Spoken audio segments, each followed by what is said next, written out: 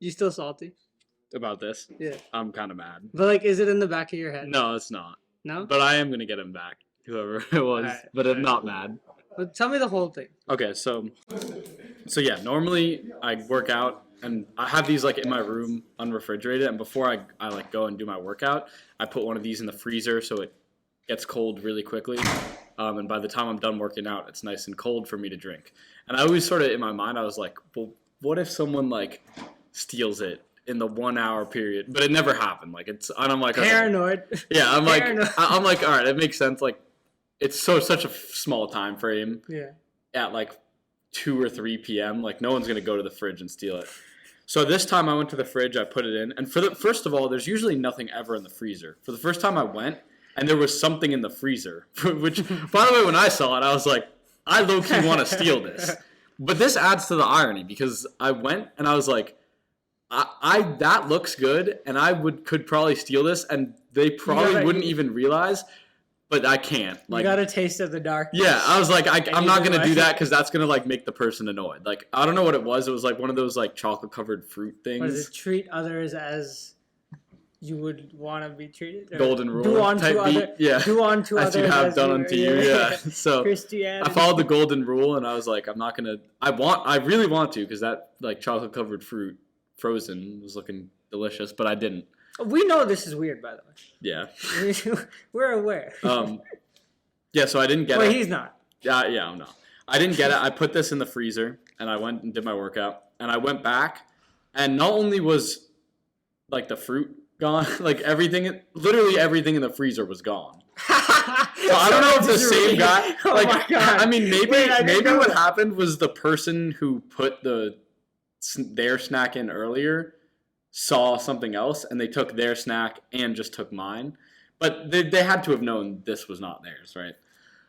Yeah, but I'm just imagining them just reading the entire freezer. They just had a terrible day. Yeah, and they're like, today is the day. Yeah. Today is the day that people feel what I've been feeling for the last week. Yeah. I'm gonna make these people muscle milk. Yeah. So yeah, just for the Yoink. record, 42 grams of protein. This is someone's life right Stop. here. This is 10 pounds of muscle in a bottle, and someone snagged that from me. So my plan was, I have one left. This is the last one I had. I had two, and like the one I put in the freezer was my second to last one, which got stolen. So I ended up just drinking this one with ice in it, which is now this was my final. My plan is to fill this up with like sweet milk, find milk, and then make it like put sugar in it or something, and put laxatives in.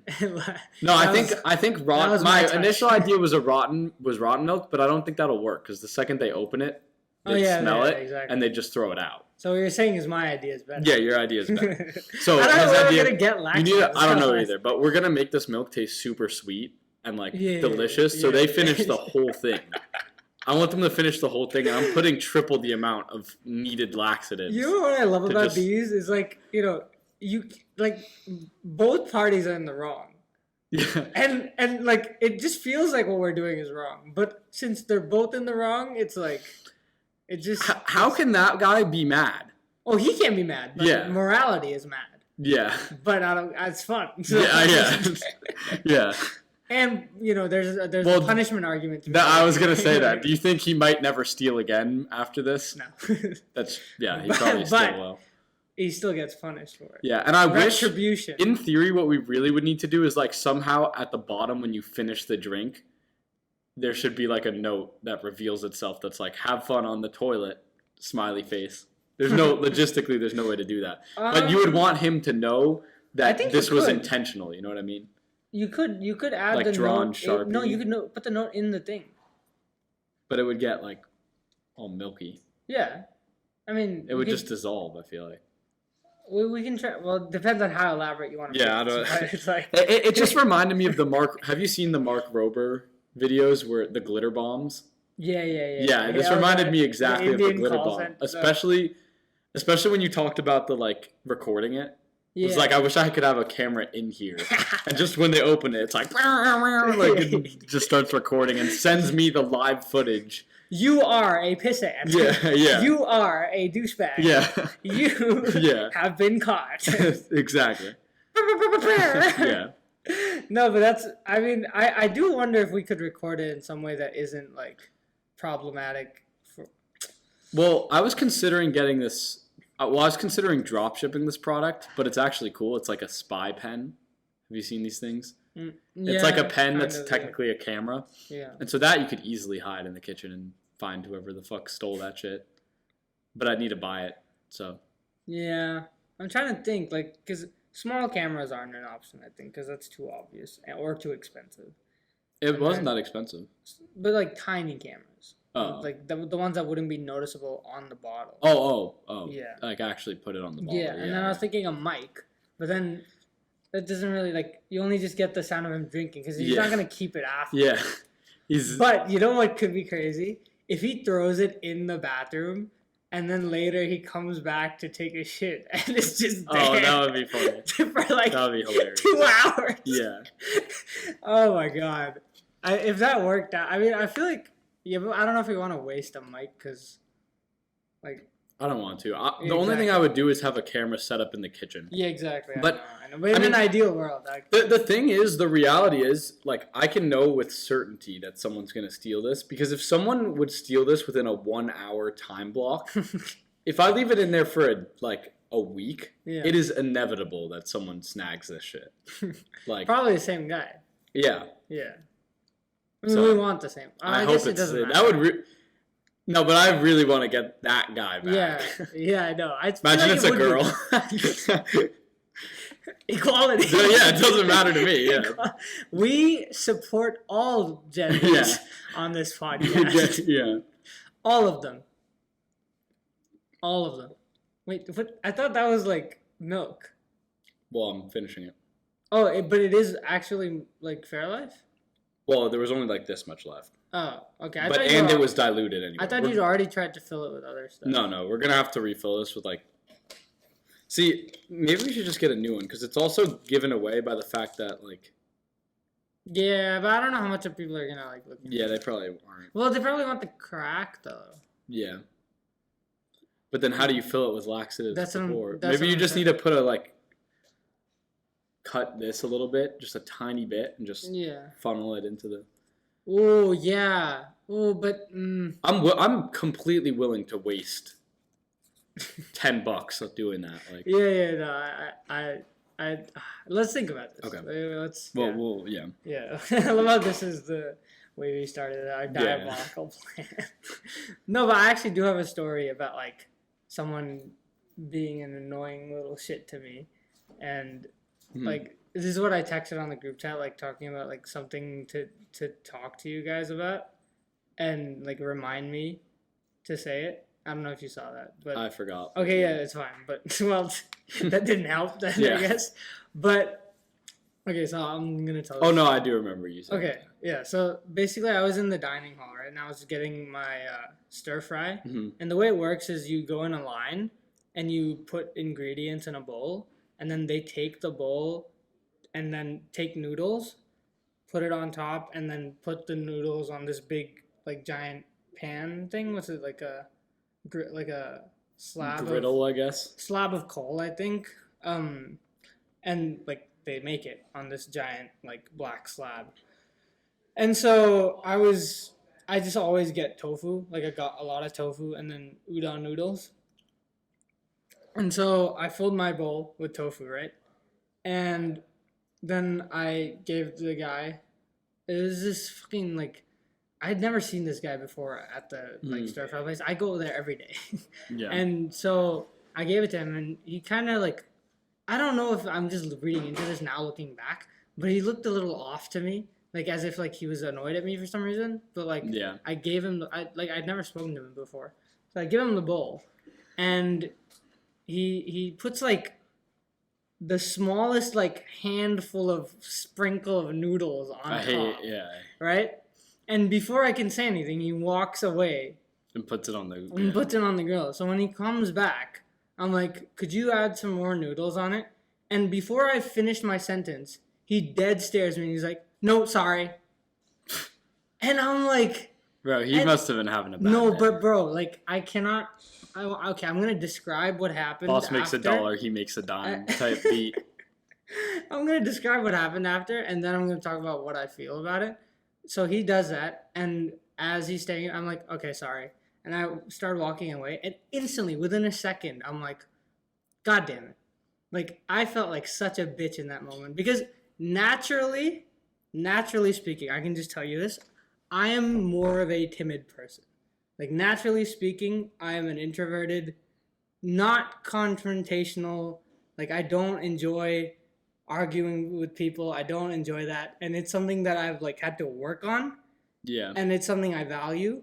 And so within a second, my like trained instincts kicked in. I was ready to be like, "Wait, why?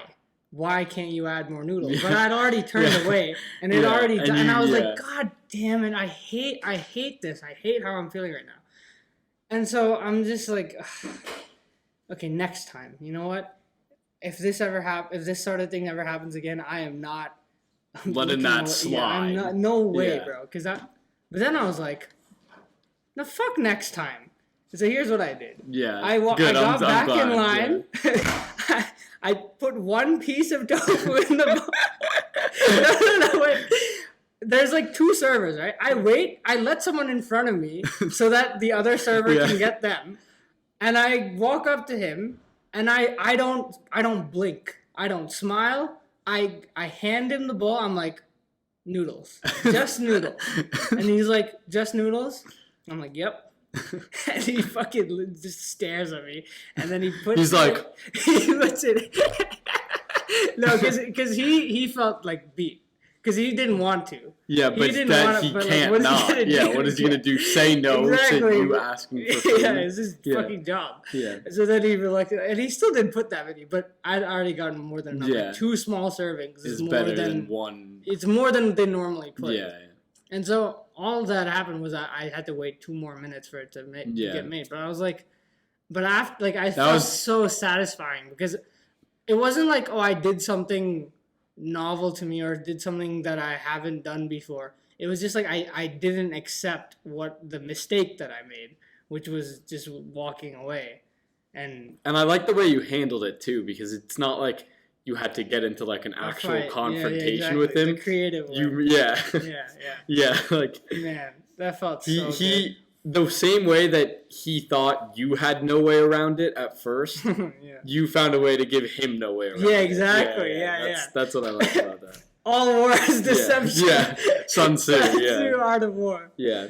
Oh man, That's a good story. Yeah, man. I'm gonna. Well, I'm actually glad it happened because I think I'm gonna keep that story for a while now. Like, it's an important story to me. Like, it seems very insignificant, but it matters to me. Yeah. And so yeah, it's cool. There's something to me so awesome when like the element of the story is like outsmarting or like Yeah. like it's to me it's just different than any other like out strengthening doesn't ever give me the same like satisfaction as like outsmarting. Yeah, because it would have been satisfying to just stand up to him too, but then this definitely was more satisfying. Yeah. Because again, like you said, I trapped him. And again, I'm saying I trapped. Oh, like get over yourself. It was a small thing, but it was cool to me. Yeah.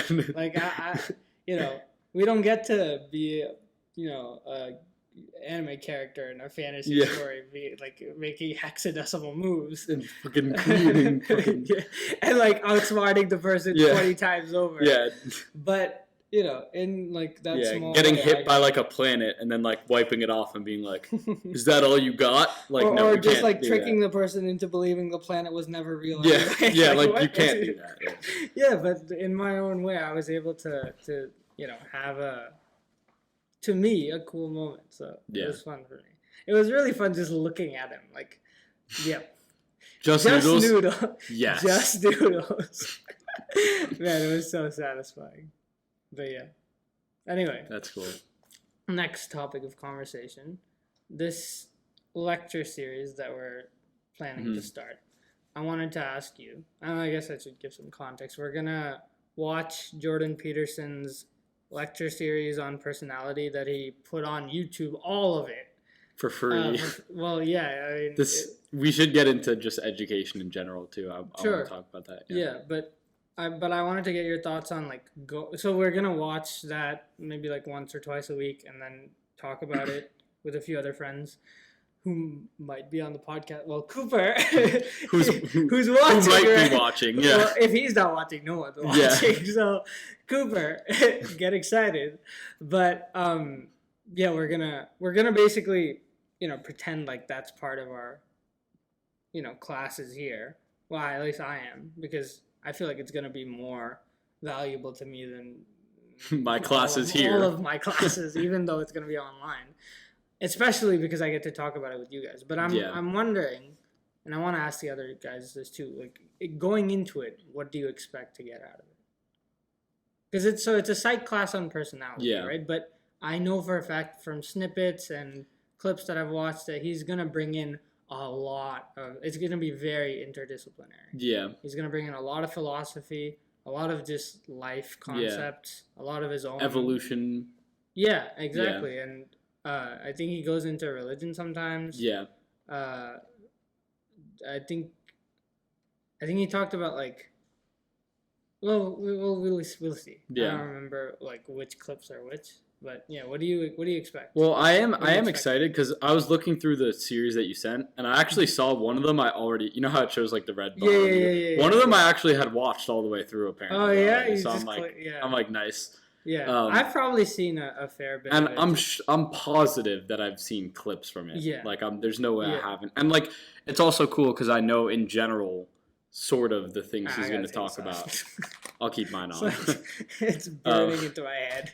Like I know he's going to talk about like the big five probably. Yeah. And like so, but I don't feel like I have like the full thing, so but yeah, I feel like I have enough that I have good excitement for it. Yeah. And I can really actually dive deeper into it. Yeah. I mean, it's not going to be a psych class like any other because I know my psych class. I mean, we talked about it in the footage that corrupted. Yeah. By the way, about that, I like $40 is what I have to pay to get it, and I don't know what to do. Like, I'm not sure. This is why you need to find a way to make money. Yeah, but money's not important to me. Even beyond that, like, if it was my money, I'd do it in a heartbeat, but it's not. Oh, okay. Like, I do value the conversation enough. Could you make an argument to your parents that they would? No, but it's not about convincing them. Like, I just don't feel like they'd do it. Yeah. I know they'd do it, but they would do a lot more than that. Yeah. But would you?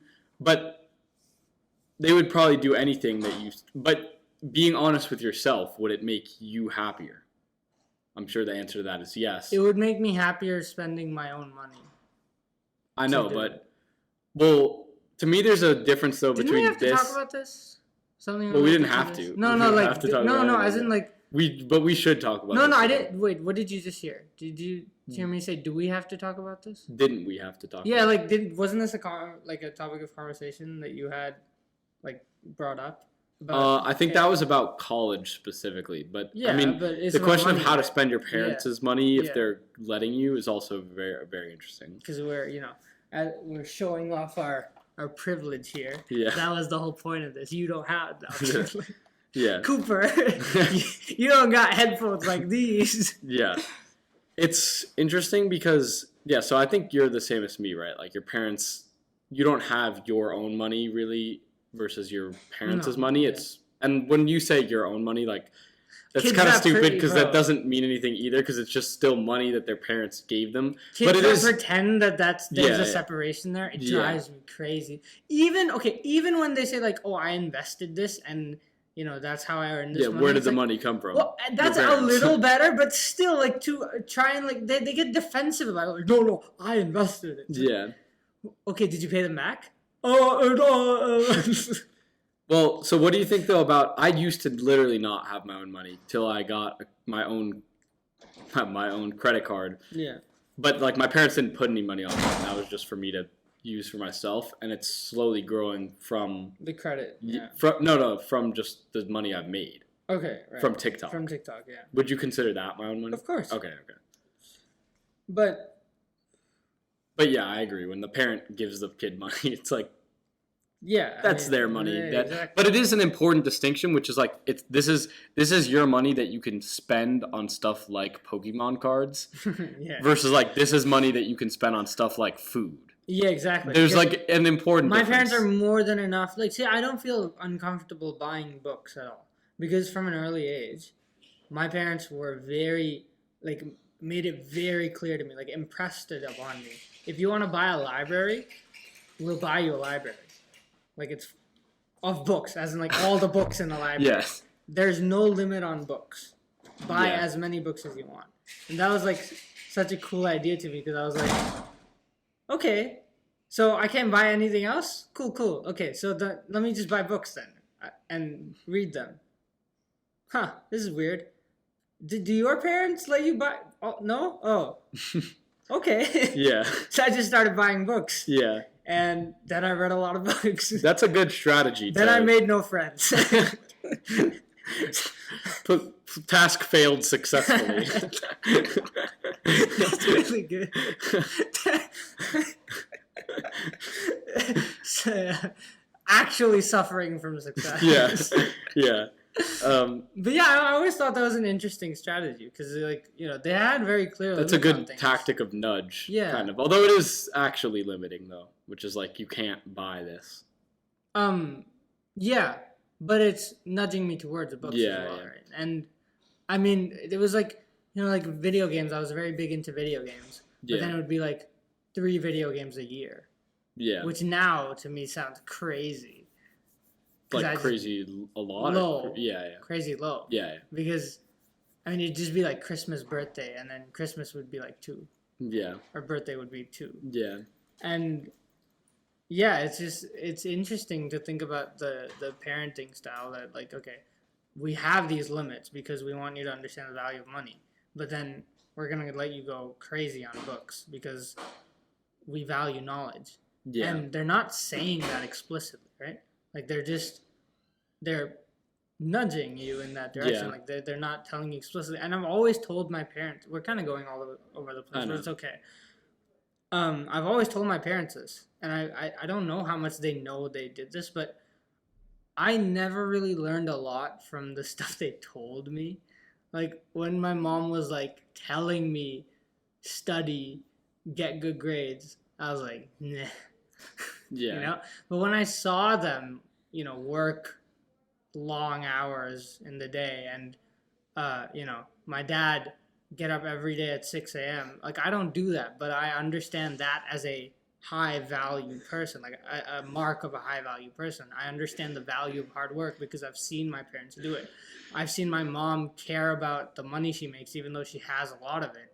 Every cent matters to her, and she's very finicky about that. And so I've like taken a bit of that in, but not that stuff they didn't really tell me. Yeah. And that's the way I learned the most. And so I think about it when I think about my children, and how to balance that, because the temptation to just say things is going to be so high, right? Like Nietzsche says, so do her, and it's like they're not going to listen to you. Yeah, it's an actions speak louder than words. Yeah, but that's so hard to type B. Yeah. But it's so hard to make sure you do that because you're going to have to try to be perfect. Yeah. Well, I'll say for sure my parents are very similar in that they've like very clearly valued education as like one of the, judging by like, right, so like this school is extremely expensive. I went to private school and it wasn't that much less expensive than this. Okay, yeah. It was pretty freaking expensive. Yeah.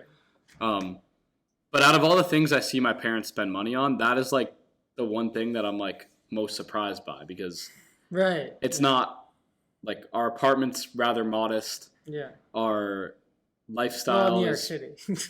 true, but we have I know, I'm joking. the people in my school, like there are people with like penthouses in my school. Yeah. Like those are the types of people that normally go to my school. Yeah. We have a 2-bedroom, 1-bathroom. Like literally we might get something better than our apartment. I mean, yes, it's a more expensive location, but on top of that though, like it's like obviously I'm not like they have a I'm not like, I was struggling. No, 2-bedroom. 2-bedroom? Yeah.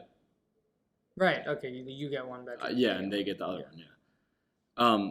It's not like we were struggling. No, I know. I'm not trying to of make course a not. fucking. No, of I came course. from nothing. Of course not, but the no, point, but the point but is like that, it's very clear that where the yeah, money was going, a bigger portion than most people's net worth yeah, or yearly family income was going to education. Then right. And you've which is talked about crazy, how like- you like struggle with the idea that they're paying for Cornell. yeah. Well, I even struggled with the idea that they're paying for just private school in general. Like Yeah, it's crazy. I mean, I can't. If that's what they want for me, I can't like yeah. be like Unless you be like no, unless you don't. show like, a different option. Yeah. And clearly outline how Yeah. you can and showcase that you can, which you're trying. Yeah. You're probably not. I'm not there yet for yeah. sure. Yeah. And you're probably not gonna. It's gonna be Yeah, hard to until be there 4 before. years. Yeah. Yeah, exactly. It's gonna be extremely tough and certainly might not happen. Like it likely won't happen. Yeah. I'm gonna give it my best shot. And they still but- might want you to finish. Obviously. Yeah, I still think, like, unless the dropping, and like the only case I would drop out is if it was like urgent. Like if it was like the only way I can finish the formation of this billion-dollar Right, company yeah. is if I put Because everything. you could to just it get right bad now. grades. Exactly. Yeah. Like I would. Yeah, exactly. That's what I would do. I would just finish, but do mediocre and take super easy classes and barely finish. Yeah. But I mean, a Cornell get a degree degree. still has value. Exactly. Yeah. Just get a degree. Like. But no, I mean, my parents are the same, where they value education. My dad especially. My mom, my mom was more. I was talking about this with a few people the other day, where I remember my application process basically was only Cornell. Like the other applications were kind of just, because I applied to a bunch of other schools in the U.S. But my mom was like, "Yeah, buddy, I'm not paying for any American level tuition that's not a Ivy League." Yeah, high level Yeah. education, like Ivy League, Stanford. Yeah. You're not going to USC Yeah. for like that's not happening. Yeah. And my dad was like, "What?" He wanted you to go anywhere. Yeah. Well, to a good university, but his Yeah. conception of a good university is Is different more than just Ivy. Yeah. Yeah, my mom is like, I think USC would still be worth it, probably. but it's like it's their money, right? So it's worth it Yeah, to yeah, them. yeah. And they have different perspectives on that. And Yeah. I'm glad that I didn't have to like Get have involved them, in it. Well, have them go head to head on that by did you- not getting into Oh. Cornell. Oh, yeah. You ED'd here? Yeah. Oh, yeah, yeah, exactly. yeah. So I didn't have to like that. Didn't have to even be a conversation. But I don't know what would have happened. So yeah, I'm glad that happened. But yeah, I do struggle with the idea that my parents are paying me in like an exorbitant amount of money, paying an exorbitant amount of money for me to be here, and I've kind of had to just like lock that away in a box because Yeah. I know if I think about that too much, I'm not gonna enjoy. My You're going to time feel here. bad for not doing the readings. Hey man, my mom might I don't watch do the readings this. either. It's okay. That doesn't make it okay for her. She doesn't give a shit if you don't do the reading. Yeah. I do the readings. I don't do the readings. I can't lie, but this is apparently okay. Yeah. There's like wrong time. Anyway. Yes, let's get into the nature of truth while we're at it. That's exactly what it was. And I was like, I can't. At least not without setting it up properly. Yeah. Like we can go into that from there. Yeah. But what were we talking about? Yeah, because if I think about that too much, I'm not gonna enjoy my time here, and I know they want me to. Like, my mother wrote me a physical letter. I don't know. I can talk about this.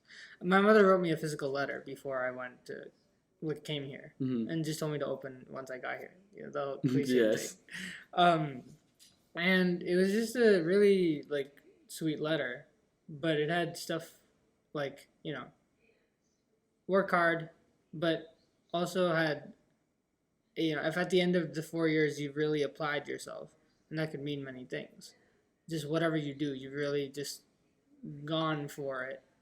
And really taken in everything that this place has to offer, then I'm okay with. Then no money was wasted. Well, she didn't really I talk know, about I it from know, a money but perspective, but that's how I take it, and I do think the enjoyment of this place is part of that. And I don't think I could do that if I thought about it, because then I have to think about, yeah, I got to spend every second productive, yeah, make sure to maximize, all of Cornell, and I think it's impossible to do that, but I don't think I'm trying my hardest at doing that anyway. I just try and be better every day.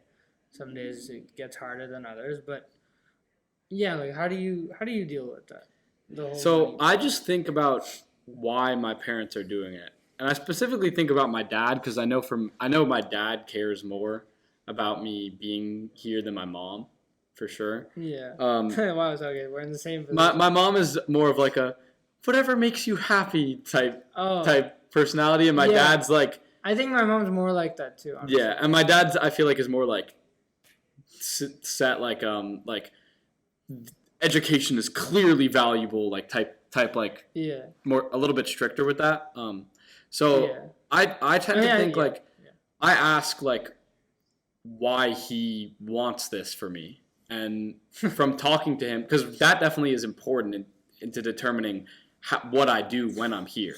To me, there's a couple things.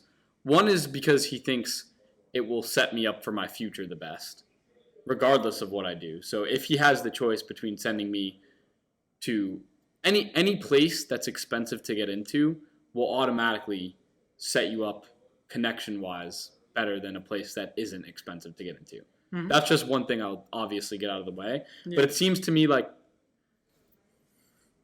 he doesn't necessarily care that I get the most out of the connections, but he does care that if I'm going to make connections anyway, they're ones that are beneficial for my future.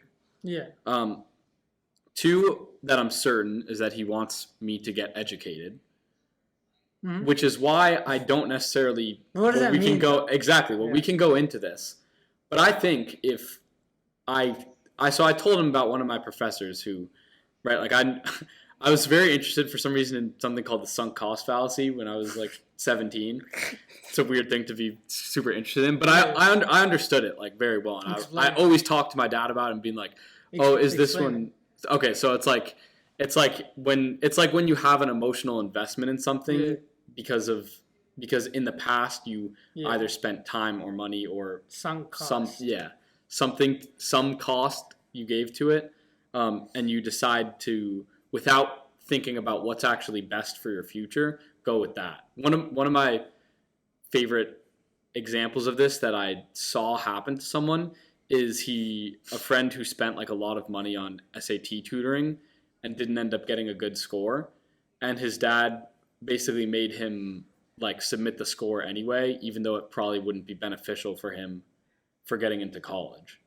Yeah. Because it's the sunk cost fallacy. Because he's looking on what he spent in the past, not which is the best option for the future. Yeah. And the best option would be to not submit your score. Yeah. And the rationale that, well, we spent a lot of money on this doesn't affect what is. Anyway, the long story of that is that, like, in my marketing lecture, the professor I had absolutely butchered like an example of it. Just like talked about the sunk cost, but he was like talking about the sunk cost fallacy, but it was actually a sunk cost. You know what I mean? Like that was the problem with his example. What did he give?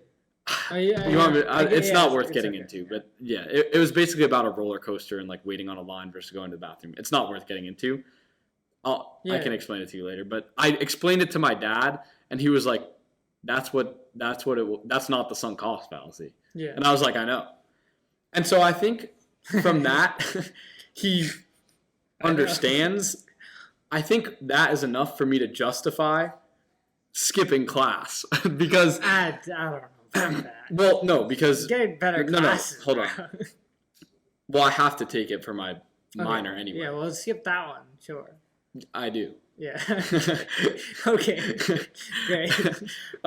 Cool. But glad we're on the same page. The point is that he wants me to be educated, and while I understand that he may think that college is the best way to do it, I think the examples that I'm giving him sort of change that. And like I would feel a lot more bad if I was spending my time that I used to skip class. If I was spending it playing video games, I would question myself and the fact that he's paying all this for me to not take advantage of it.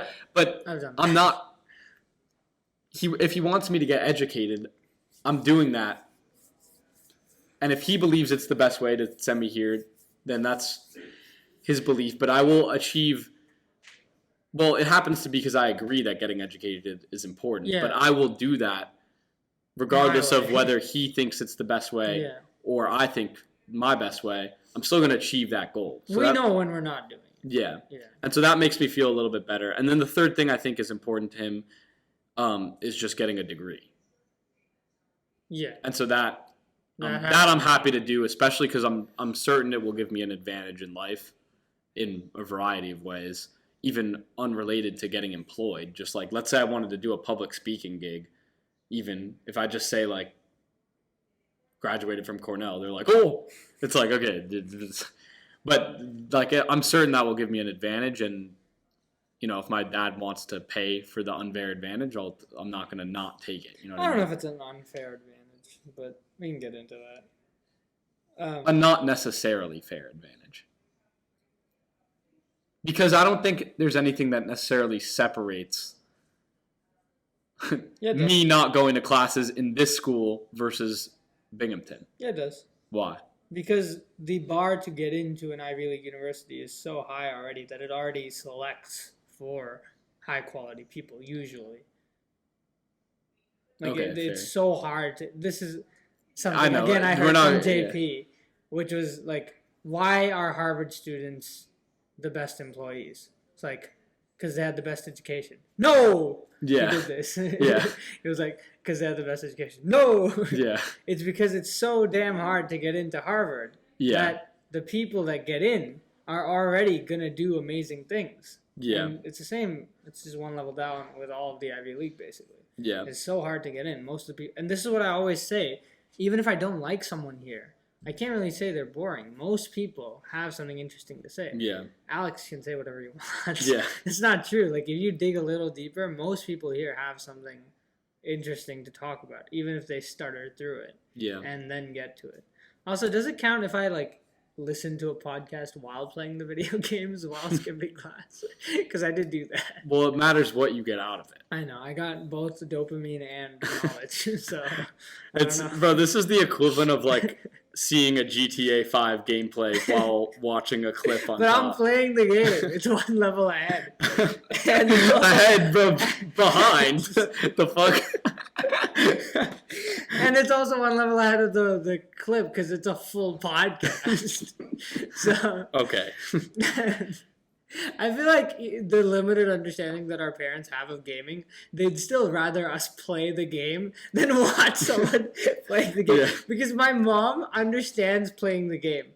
She does not, for the life of her, understand me and my sister watching other people play games. Yeah. It makes no sense. Yeah. Like, why would you not just play it? Yeah, it's like, why don't you watch... Oh, it's like, Mom, why don't you play cricket? No, it's but she doesn't... shit.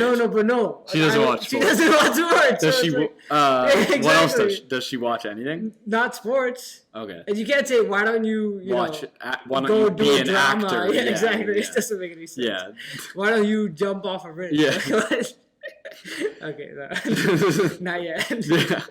Another podcast. Yeah, probably. Let me get somewhere. Yeah.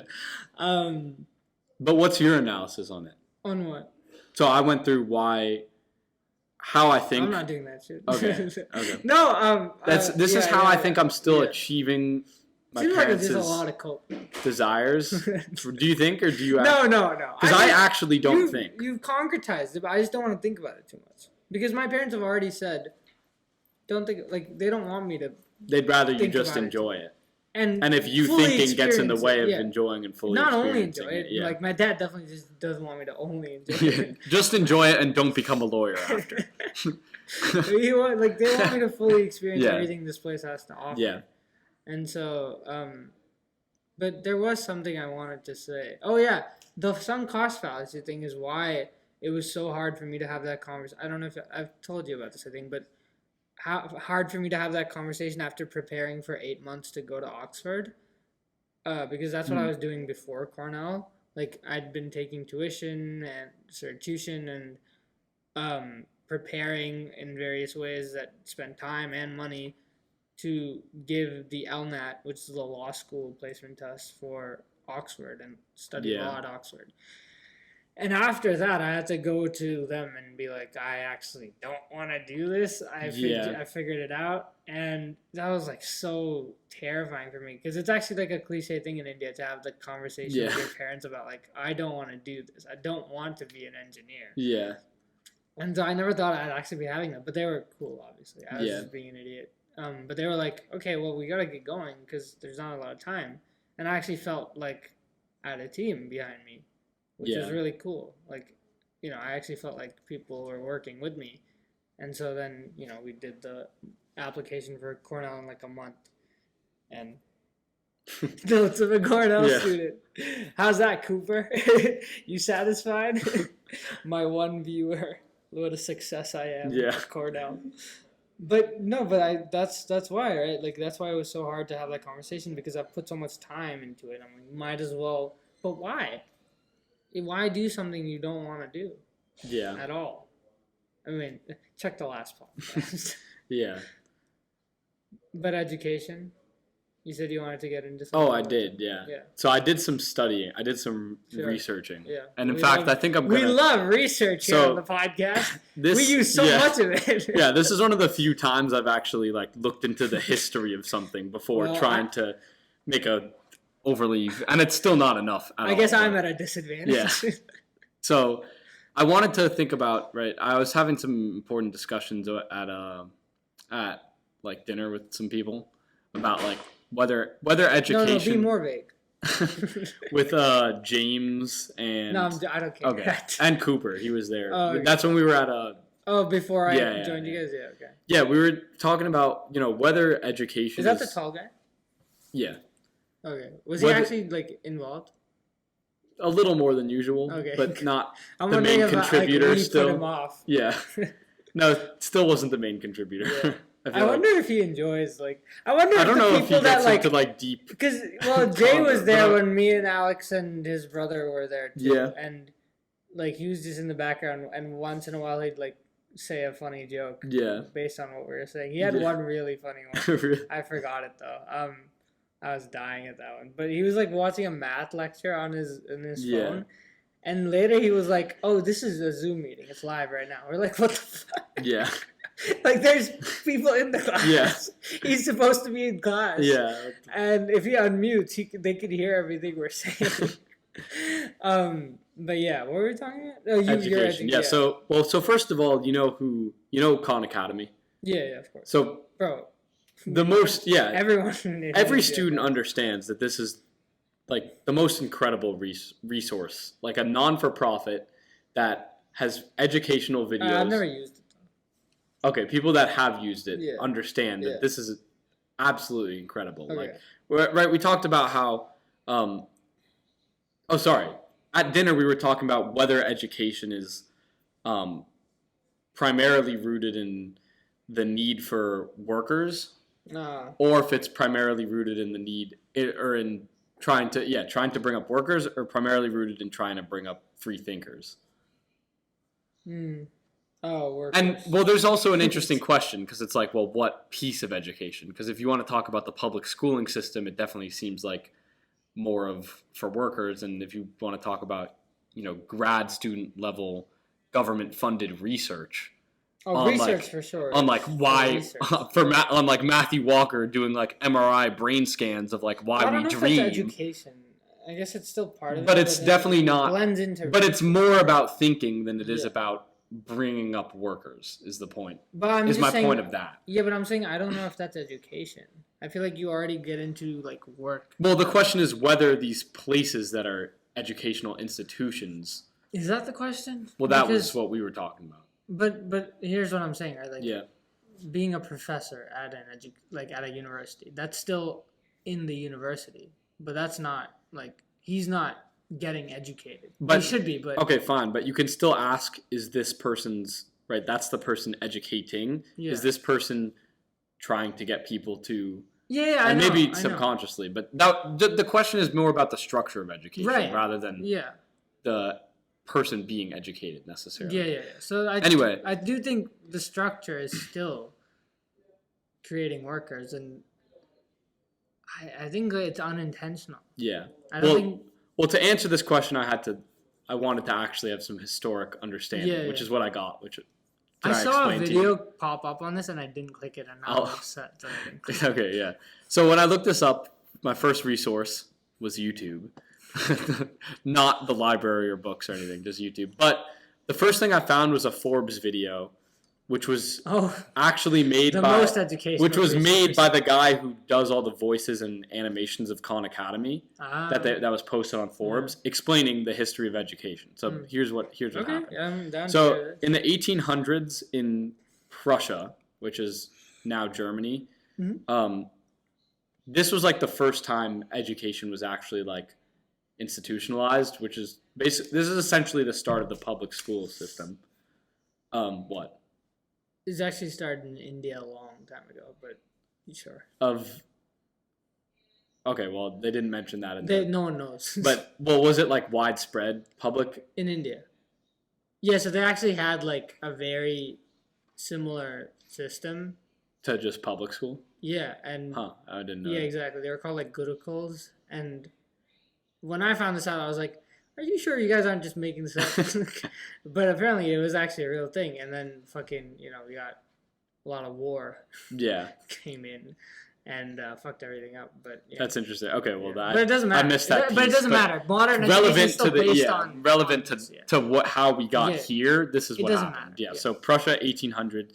First public schooling system. And apparently also they had in the time a lot of Polish people, I believe, who they were trying to make more patriotic about Prussia. Mm-hmm. So they wanted to, from the very beginnings of people's life, get that message while also actually giving some education. So the beginnings of this actually wasn't bad, because this took people from their only education was whatever their parents told them, and the guy at the shop down the block, to actually having a systemized way of educating people. And of course it wasn't the best, but it was a lot better than nothing. And it went sort of how public school is now, which is 6th grade you are taught this, and as you go you're just on a conveyor belt, and you're 7th grade you are fed this information, 8th grade you are fed this information. Go to 1840, a guy named Horace Mann brought that whole system to the US. Yeah. Pretty much. Fuck that guy. Yeah. And then... piece of shit. Pretty much there was it was different between different states, and so it was kind of all spread out around in the US, but it was that sort of system. Yeah. And then by 1910, I think, or something, it was made into there was something called the Committee of 10, I think it was literally called. The Committee of 10. I think it was literally called that. That's dramatic. I know. And they basically decided what would be taught in schools. So the fact that you learn, physics in... Is it 10 people? Physics in 9th grade. I think it was when it started. Yeah. They just expanded but kept the name. Yeah. And the problem... And so now it's basically been that system till now. Yeah. But so think about this for a second. As everything has changed, that's remained the system. Yeah. The fact that you're going to learn physics in 9th grade, and the fact that you're going to... You know what I mean? Yeah. This reminds me... Just sorry, tangent. Keep your thoughts, but... Rogan has a joke in one of his specials, and it goes think about the founding fathers, right? You haven't changed yet? Yeah. Well, think about the founding fathers. If they were alive today and they saw everyone running the Constitution, running the country by the Constitution, they would go nuts. Wait, what? You guys didn't write any new shit? Yeah. No new shit was written? I wrote that with a fucking feather! Yeah. What are you talking about? Oh, the holiness of the Constitution must not be... What? What are you talking about? Yeah. But yeah, just... So, I think we know that it's pretty... That with changing times warrants changes in how we set everything up. And... Continue. And some changes. Yeah. Anyway. Very measured, careful changes.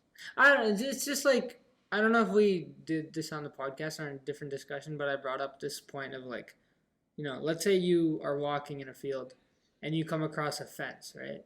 Mm-hmm.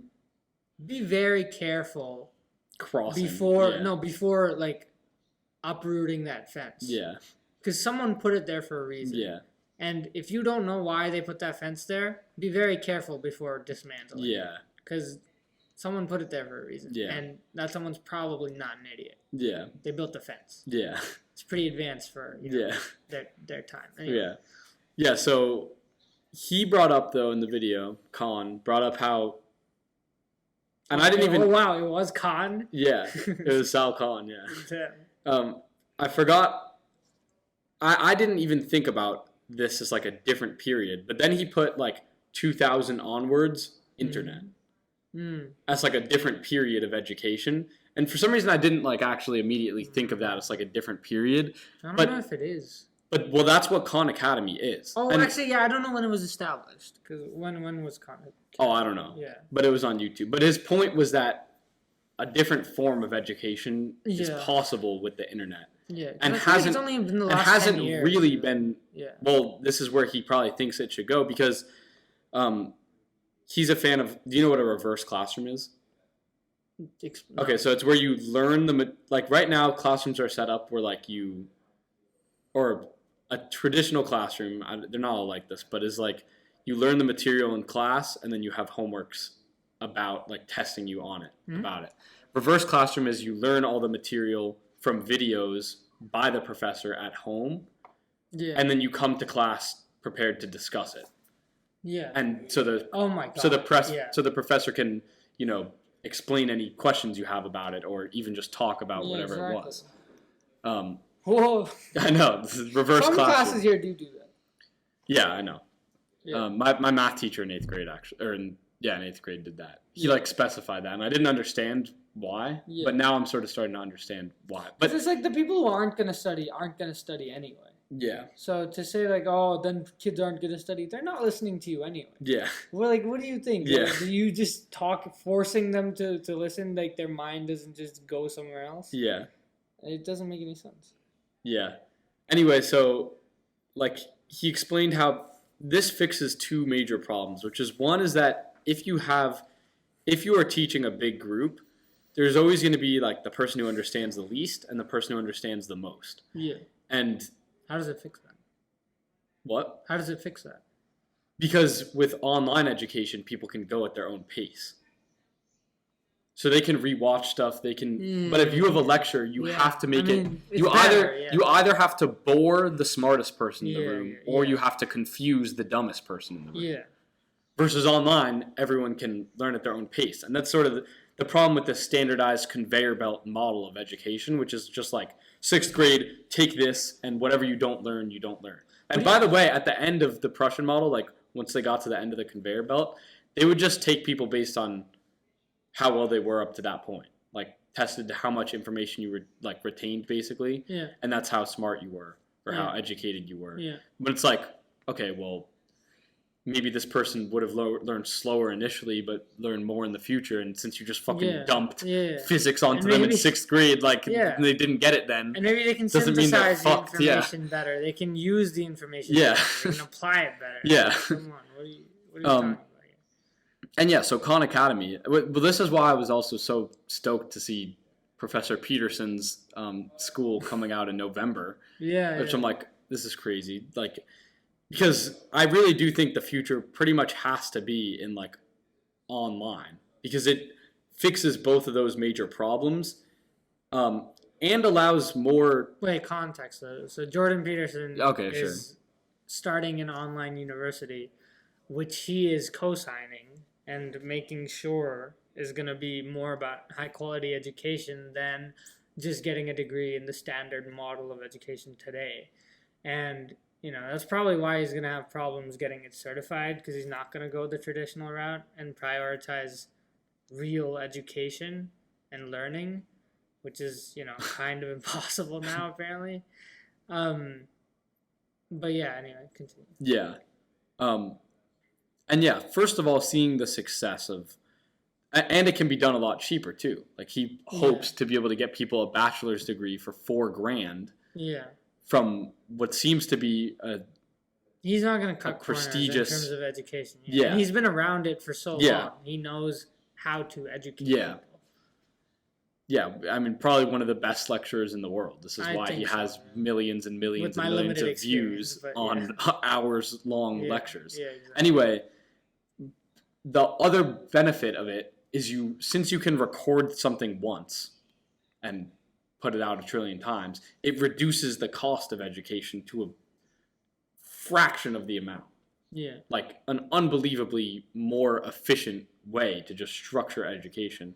Also, not to mention, you get the fact that, right, I told you the story on YouTube of like these tutors, it was like Calc 2 in 6 hours, like one tutor, and like all the comments were like, bro, this taught me more than my entire semester, et cetera, et cetera. Yeah. You get to sort, and the reason that video comes up first is because people thought it was the best one and watched it the most and liked it the most. You get to naturally select for the best educators in the world. Yeah. Yeah, I mean, we can get into more of this, but, because the university is more than just the classes. That's true. That's certainly true. But when you're talking specifically about education. Yeah, I get what you're saying. And then another problem is, I just don't know, there's something unique to seeing a lecturer live. I don't know what it is, but when it's a good lecturer, just being there and being able to see it happen, see it unfold is a special thing for me. But honestly, though, I think that's a niche thing now. I don't think people really care that much. Like, I've heard my dad talk about, the lectures at Harvard being, like, amazing. Being there in person for these, like, giants talking was, like, really, really inspiring. And I've only really had that, like, once or twice. So I think this is probably the next best option. But going back to the education thing, what do you think about like merit-based advancement? And what I mean by that is you don't advance based on your age. You based on how well you're doing and how much you've learned. So for example, like an 11-year-old can be in a class with a 15-year-old as long as they're at the same level. Yeah, I mean, I think that it's like, again, the thing where it's like, okay, well, this is going to require more teachers to be present, analyzing students' abilities. Well, just be based but I guess on you could just do scores, grade. Right? Yeah, exactly. If you consistently get 100s, you go up in math. Exactly. I mean, yeah, I would be in favor of that, I think. Yeah. And I think in my school, they sorted math classes and science classes and language classes just based on. But it wasn't within the same grade? It was within the same grade, but the classes there was still like intensive Spanish. Yeah, they just made it harder for those people, right? Well, I guess, but there were some students, though, who were in the grade below who would be in a different grades thing. They would make exceptions sometimes, but it would have to be an exception. Like, it wouldn't. It's not like the default is if you're good, you go to this one. It's like only if you're really, really good and you got a note from like a outside of school person type thing. Yeah, and I mean there are problems with it because then you're not surrounded by people your age and your development. Yeah, because there's more than one part of development. Yeah. In school. And you want to socially develop people. Yeah, exactly. In school as well. And so it is an interesting question of how, what is the purpose of an education?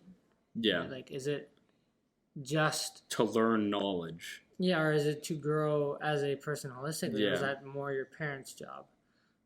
It is an interesting question, but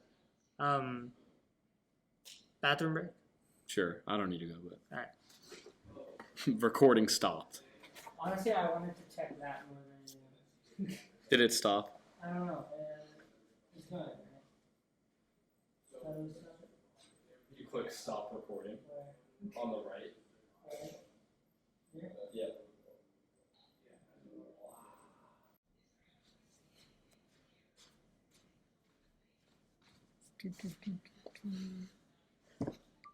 Alright.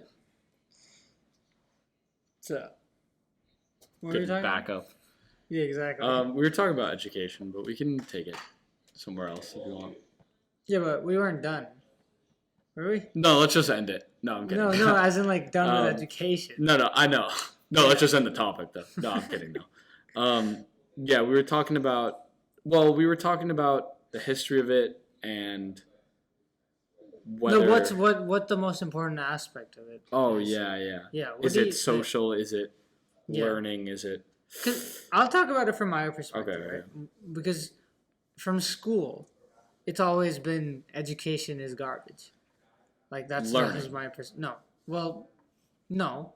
Education, what my conception of it is terrible because what I'm being told is education and equals something that memorization. and that I'm supposed to do well at. You know, my parents that I look at as rational, intelligent, amazing people are telling me my grades here are important, but then I go to school and I'm doing bullshit and I'm like, am I the crazy one? I must be. These guys seem to know what they're doing. They're doing pretty well in life, but they don't know what I'm doing on a day-to-day basis. Yeah. They're just, they're just going off of how they got through life and, I actually wonder sometimes, do you ever think about if your parents had the same, like, there's no way my parents were in school and they were like mid-lecture, like what? like super focused the entire time and did every reading to a T. Oh like, yeah, there's no way. They have to. But then why are they telling me to do it? They have to represent the ideal. But they didn't do it. They have to represent the ideal. Okay. For example, your parents probably swear. Yeah, but they don't. But they don't swear in front of you. No, they do. No, but they didn't when you were a kid. No, they did still. They okay. So if you swore in front of your parents, they wouldn't tell you off. Well, if I did it in like to someone or in a public setting, they would be like, "Why?" But like if I was mean to someone in a public setting, that would also be wrong. But if you swore, if I did it in an inappropriate place, then they would be. What is mad. an inappropriate place? Like in the classroom. Okay, so if you swore at them. At them, they would be mad. What if you? But they would be mad if I called them, them like a poopy head as well. Really? Like, as mad? Okay, they probably wouldn't be as mad, but it's not as like mean of a thing to say. Okay, fine. You know what? I'm not getting what I want from you, so I'm just go to a different example. I understand what you're saying. Because I don't have to. I swear, right? I swear. I don't like restraints on my language, so I just go with whatever I feel like saying. Yeah. But I do it less now, but I've always tried to limit or not do it at all and tell people around me to not do it when I'm with my sister. And it's not because I don't think she How old is she?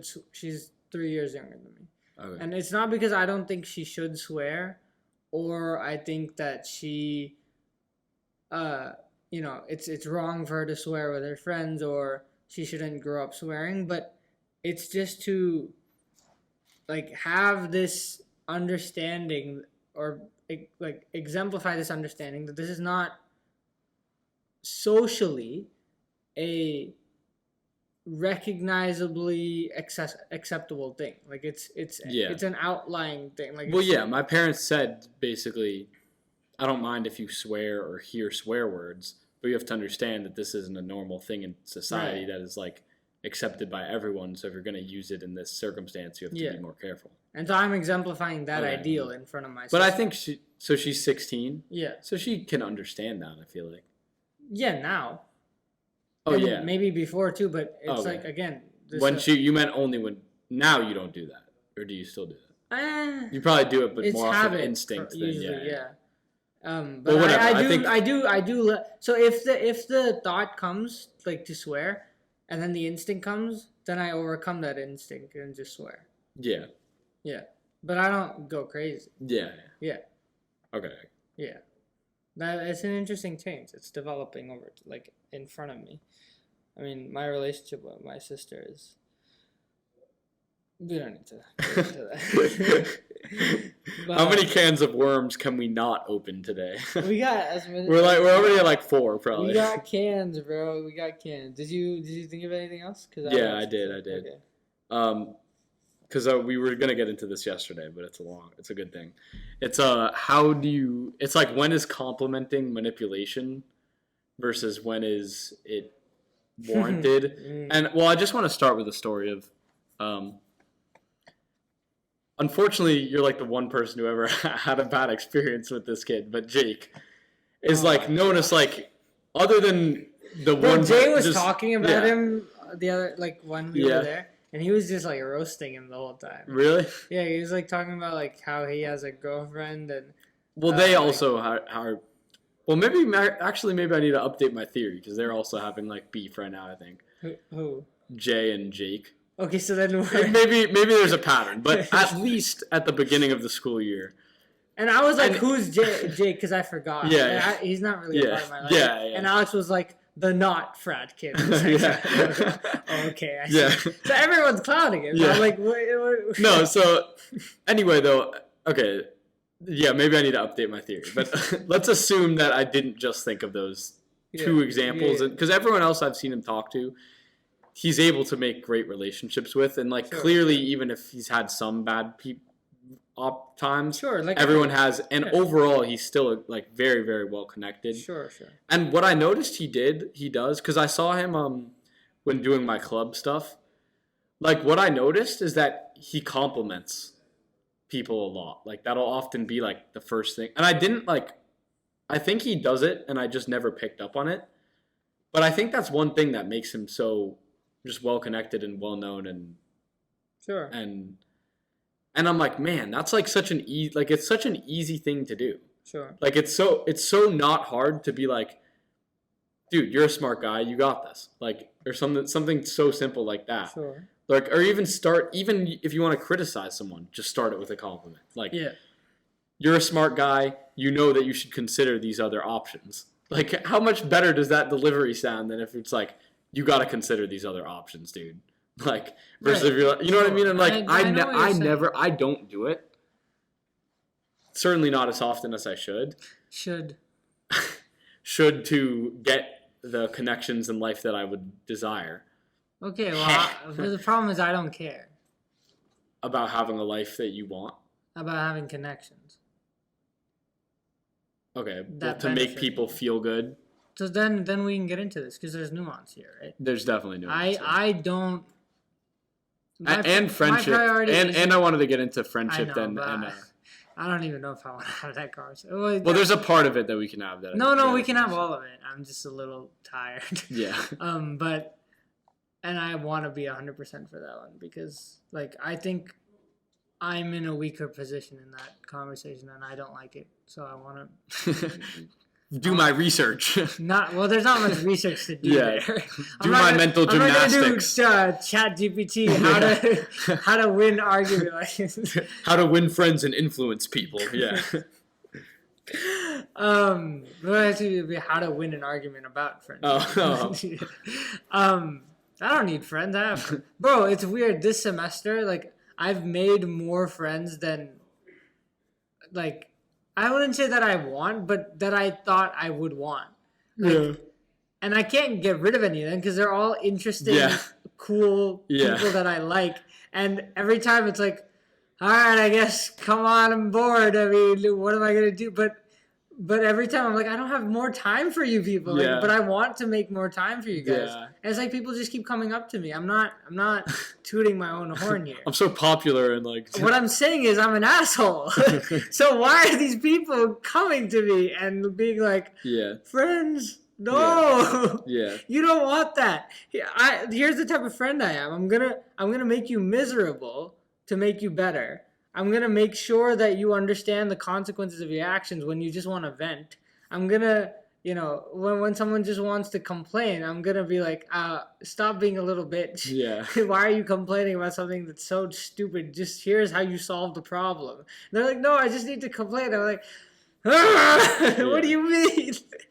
But then sometimes I need to do it too. And I'm oh, I see. But I'm getting, I'm a very, I don't know if I'm the best friend. So it's just strange to me when I start making more and more friends.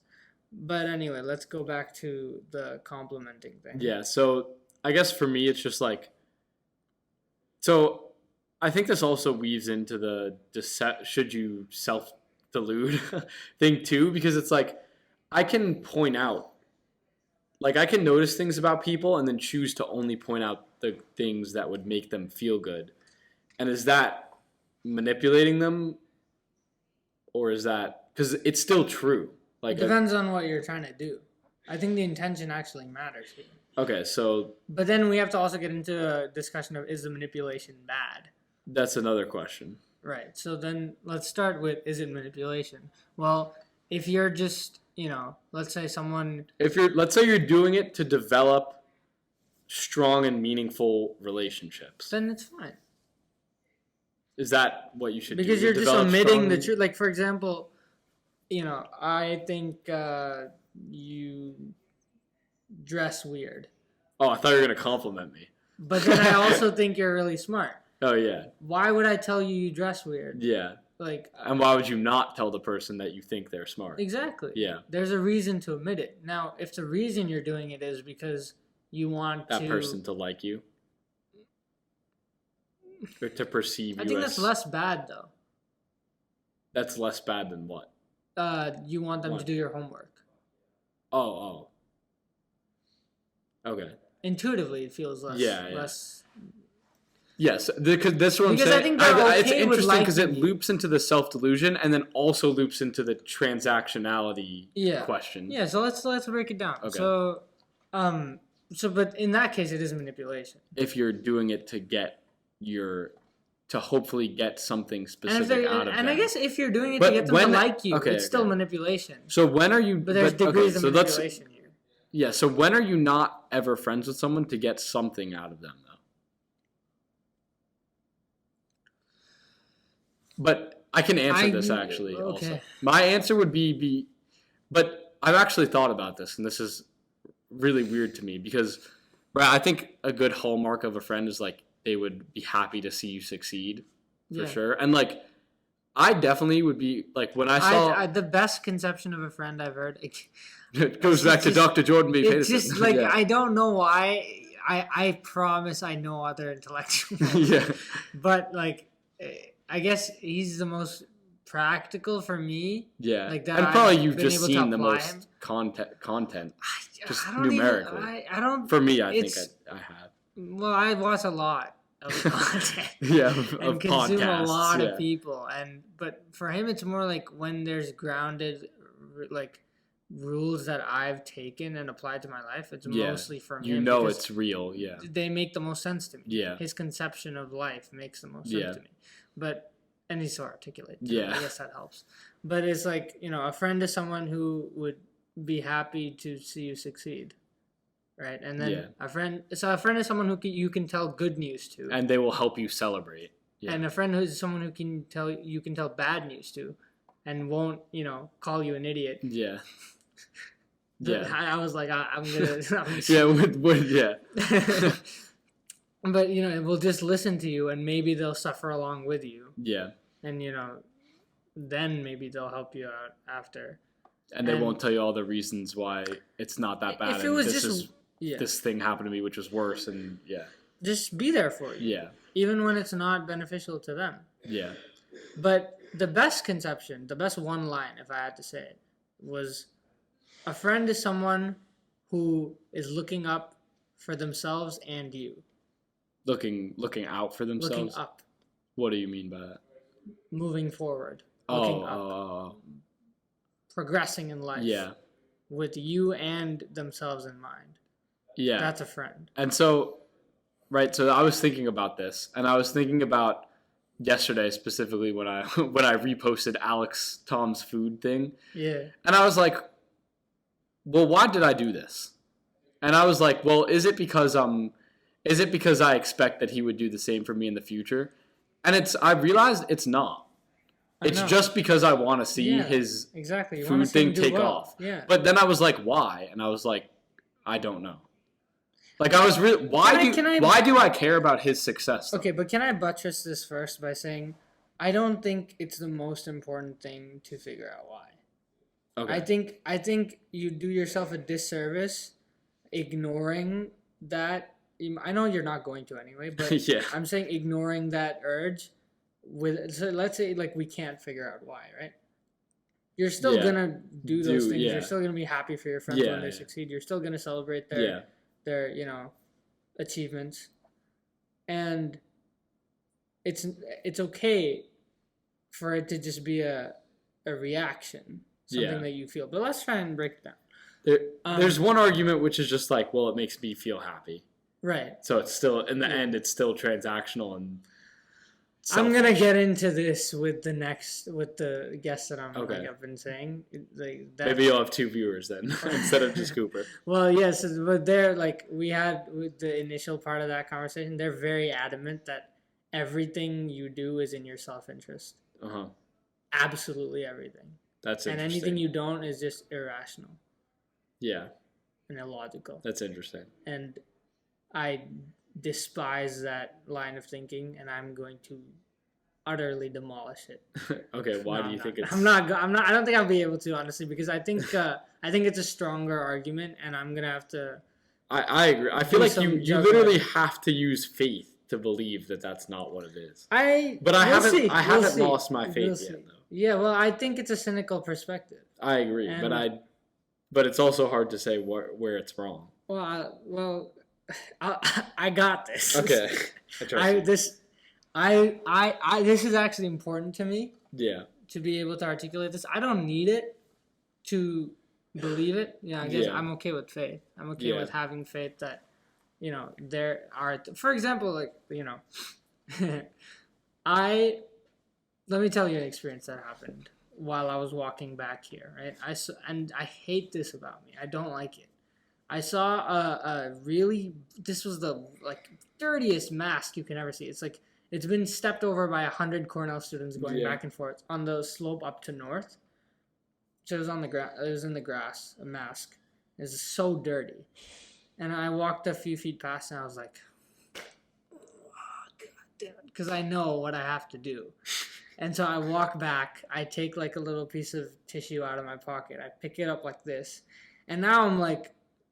The self-consciousness is hitting because all the people are looking at me looking at and me I'm gonna have to walk all the way to the dustbin by Donlin to throw it. So I'm walking 500 feet with this mask in my hand, and the self-consciousness is hitting, and I'm like, well, I've trained myself to not care about that, but it's also unnecessary. I didn't volunteer this. This is and I got no joy out of it. Once I threw it away, I got no feeling of wow, I just did that. Yeah. I'm such a good person. Here's what I got. And this might just be something wrong with me, but I'm trying to elucidate. It's just irrational. Yeah. Elucidate and a place where I'm not doing something out of self-interest. I just felt bad. I was like, I hate that I keep doing this. That made no difference. I don't care about the environment. I'm not throwing trash around, but I'm not an environmentalist. I don't think the mask is destroying the earth. And so it was just something within me that I knew would bug me. And so to squash it, I guess that is kind of self-interest, but but it's rooted in the core of this is, but it's rooted in a normative question of just, is this right to be here? Exactly. It's not rooted in personal. Exactly. That did nothing. The reason you were bugged by it is you didn't do it to fill the bug, to squash the bug that you had. Yeah. You did it because it was bugging me. Yeah. Well, because of whatever the thing because innately you felt it was wrong. Yeah. And I mean, rationally, I can think about the fact that it really doesn't make it that much of a difference. Yeah. I mean, it's really not hurting anyone. Yeah. But when that happens to me, I honestly normally don't pick stuff up, and it's because I know people. That I do. I know people are hired to do that. Well, that adds. And it's not my job to make their job easier. You're just their job feel more rational. Yes, you're welcome. Thanks. I get that perspective, but. Yeah, the other argument I brought up was things like duty, right? Yeah. And love. And those are probably where my arguments are going to be based in. Which she's just going to say is irrational. Yeah, kind of. Which probably is, but... Well, we'll get into it. Yeah. But that, again, I think that's a cynical perspective because, maybe I can try and piece out a little bit of this argument now so that I'm a little more prepared. But what is love? Is it just a chemical reaction? Cool. Rick be like. Yeah. But then he follows it too. Yeah. Well, So he's of course he's human. He has those chemicals. Really? You think he can't extract it from himself? Why does he keep it? Because it makes him feel human. Really? So then, is there something integral to humans about something integral about love to humans? He would feel. I think he would just feel. He's a voidless. cyborg. I think he would feel voidless if he didn't have it. There's other emotions. Yeah. Why love? Because I think it's an important piece. Why? Um. I'm glad you brought up Rick because because the human thing doesn't make sense. He's full machine, bro. I didn't realize he was half cyborg. Bro, he has like all kinds of cybernetic enhancements. That, like okay, every time he gets stabbed, he like just regrows. Yeah, exactly. Yeah. He's not human. Yeah, he just goes like human. Like anything happens and he just puts out his arm and then like 300 tools come out and just like start shooting. Okay, yeah, that's not a human being.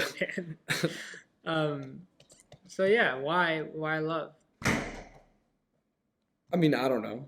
Yeah, I don't know either, really. I mean, but to call it irrational,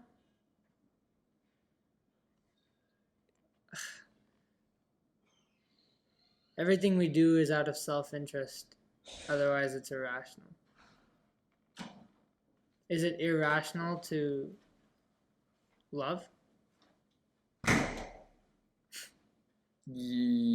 Well, it sort of just feels circular because saying something's irrational, you'd be like, well, yes, it is irrational because it prevents you from doing stuff that's in your own self-interest. Yeah, because you can't define rational without saying. This is something I'm gonna have to attack because why is rationality self-interest? Like why is that rational? And then you have to get into the definition of rationality. Yeah. What makes something rational? Yeah. What do you think? What makes something rational? This is hard. Something that abides by reason. Reason? What is that? No, it's good. I think I'm gonna have to read a structured explanation for something. Really? So why do you so if you can't explain why you breathe, it's irrational? Well, I just don't know the reason. Yeah, exactly. There still is. But so that why well, I don't have the reason, but that doesn't mean there isn't reason. Right. And why can't I say the same thing about love? Well, it's just unconvincing. Sure, but like if I didn't know my argument for if someone was like, "How do you know we're breathing?" and my best argument was, "I don't," but just because I can't find the reason doesn't mean it doesn't exist.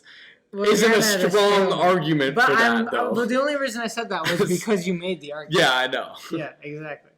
I'm not saying it's not. No, I know. I'm using you as a dummy. Yeah. Thanks. Yeah. No, but I think I'm gonna have to do some reading to really get my thoughts in order about this. But we can. You have to make her fall in love and then just be like. Well, that's the problem. And then make her act against her own self-interest, and then be like. Ha! It was all a plot. I did it just to disprove your argument. Oh, yeah. I mean, yeah. Because the question of... We didn't really hit that part where the definition of rationality is kind of a contentious thing here because... If it just means acting in your own self-interest... Why do you get to define that? It's like, what? Yeah. Why would I let you define it as unfavorable? Yeah. I hate that I'm trying to make it like a debate thing, but... Yeah, we're structured debating it. Well, she's in debate. So really? Yeah, that's where I met her. Oh, okay. At the advocacy and debate class. Yeah. And so I don't want to make it that. I want to avoid that, and that's what it becomes when you talk usually. It's like, Yeah. No. Anyway. But we were talking about manipulation. Well, we were in manipulation and transactionality. Yeah, so you think what makes the stuff manipulative is the intention? part of it. And the intent is necessary. The intent is necessary, and then the lack of like I giving can full intend to information. manipulate you and then throw a rock in the air. It's like, well, that didn't do anything. Yeah. yeah. So it needs to be, okay. Yeah. So, and would you say a piece of it, though, is the fact that you don't present all of the available information? Well, there's different ways to do it, right? You could present all the information, but in a certain context or in a certain. So if way. You're saying if you present, like you could say, okay, I could say all the information is, you are an attractive person, but I say it like, man, you're a really attractive person, or I just say you're attractive. Yeah, That just that's a terrible example, but it just the way you say all the information also matters. Well, so here's my thing though. Yeah. If there's such thing as manipulation.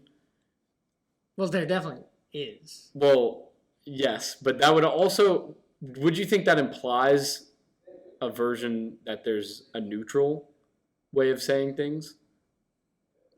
Because that's the problem. Because I think there is no such thing as a neutral. Well, I've read about this, but but like in architecture, there's no such thing as. They often abide by the rule that there's no such thing as a neutral design, because no matter how you design anything, will always influence people in certain ways. That's hard to even picture until it's built. Sure. Like one example was like in this office, they decided to put the bathroom on like one side of the kitchen versus the other side, and they found that like vastly changed how people socialize. Yeah. Which is like, but they're not trying to manipulate. Like, can you not? The question is, can you not manipulate people? But I don't think because they couldn't put the bathroom in a spot that doesn't affect how people behave. But I don't respond and. But I think if they didn't intend to make them socialize more, then it's not manipulation. But let's say they were like started and they were like, all right, we're trying to place this bathroom in a neutral spot. Like we want to do this with the least manipulation possible. Sure. And let people act in the most natural way. Like, is there any way for them to do that? I'm not sure about because they are taking into account trying not to manipulate people, and they still will probably fail. Yeah, but I don't think the argument falls apart either way, because I think you need the intent of manipulating someone in a certain way, and then it to work for it to be a complete a task successful. Yeah, and if they try to not manipulate and they do, it's a task failed successfully. Well, but not really though, because they didn't specify their terms for manipulation. Well, they want people to act. Well, they failed, but it's still not a manipulation. Okay. Unless you're saying neutrality is manipulating them to do nothing. Yeah, I guess that's true. Yeah. Yeah, so you would say that there has to be like an agenda. Yeah. For manipulation. Okay. Yeah. Like I guess you could subconsciously be manipulating someone. So, but it's possible. And then if there's not an agenda, but it ends up pushing people a certain way, that's just like accidental manipulation. Yeah, because I mean that kind of, and look, I mean we're talking in very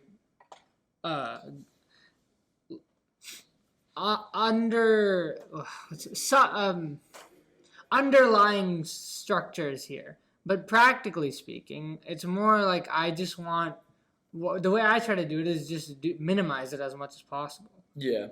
That's how I feel myself, I see points where it's very easy to manipulate people for me. And I try and actively make sure, okay, like, here's all the information. Here's why you probably shouldn't listen to what I'm saying. Do you still want to do this? Yeah. So you warn people. Yeah. Sometimes I'll even say, I feel like I could manipulate you very easily. I've done that in the past. Yeah. And, like, I don't know how they react there, because I really want to know what goes on in their brain. Because it's like, are you manipulating me by saying you're manipulating? I think that they think that you're being more honest by... Yeah. Bringing it up. But, yeah, by by priming them, by priming them making to them realize wary of that. Yeah, by priming them to look out for manipulation. Exactly, Yeah, it's like. But it could be a misdirection. But I don't think that's what most people. That's so advanced. Exactly. Advanced manipulation tactics. Yeah. See, but I've done that too. And then I realized I've had too much power. Like literally, no. Wait, you it's worse. Said this might sound like manipulation. Yeah. To manipulate. Yeah. Bro. Just to try it, and it's like so effective. Because it puts their guard down. Because they're like, oh, if he's gonna bring it up, he's or not it trying to brings them up in one direction, and then they're pliable in the other. Yeah. It's like it's so easy, bro. I swear to God. Too easy. Make this guy a CIA agent right now. It's like, Manu, I'm going to need you to seduce that woman within the next 2 days and gain her trust. I just wanted him to be a virgin for the rest of his life. Oh, man. Yeah, but, so I really try and, because I don't want to have that kind of power over someone. And I don't like it when people do things for me that they don't want to do. Do you think people have that kind of power over you? I'm not sure, but I'm kind of okay with it. Because I kind of really... So you're okay with them having it over you? Because I don't do many things that I don't want to do. That's so baked into me at this point, where it's like, if someone manipulates me into doing something, it's probably something I already wanted to do. Yeah, or for me, it's they either convinced me or they didn't convince me. And but this is why I sometimes feel like it's hard for me to say. Convincing and it's hard for me to say that manipulation is wrong unless you did something fraudulent. Because how can I be mad at someone for giving me the best argument for that thing which convinced me? Because they didn't give you the counter argument. But I'm allowed to look into that myself. Sure. If I'm talking to this guy. Yeah. No, but if I'm talking to this guy and he's telling me why ice cream is the best thing to eat, I know that he thinks that ice cream is the best thing to eat. Yeah. So I know he's not giving me... Yeah, but... I know he's not giving me an unbiased, but to make it really extreme, right? You can go many levels down from here, and that's where reality exists. But to make it extreme, he knows this ice cream is going to kill you. But he still tells you but I would consider that fraudulent. Why? Because that's illegal. That's literally illegal. No, let's not. But let's assume it's not, though. Well, that's why I think. Well, this is why I think manipulation is okay within the legal. Okay, really. Within legality. Okay, so then, okay. So ice cream, they just. They talk about a health product where they really hype up the health benefits, but they don't really they do this all the time where the side effects are exactly. Yeah, so if I see if I see an ad for that, I know that I think they should be allowed to do it. So I would have a problem if well, is this even? I don't even know if this is legal, but if Huberman said, "I'm going to present you with the full science about this supplement. Yeah. And I'm gonna do my best to not give a biased perspective at all. Yeah. And then went on to give a biased perspective later to find that he was paid by this company to say the same. That is probably even illegal, right?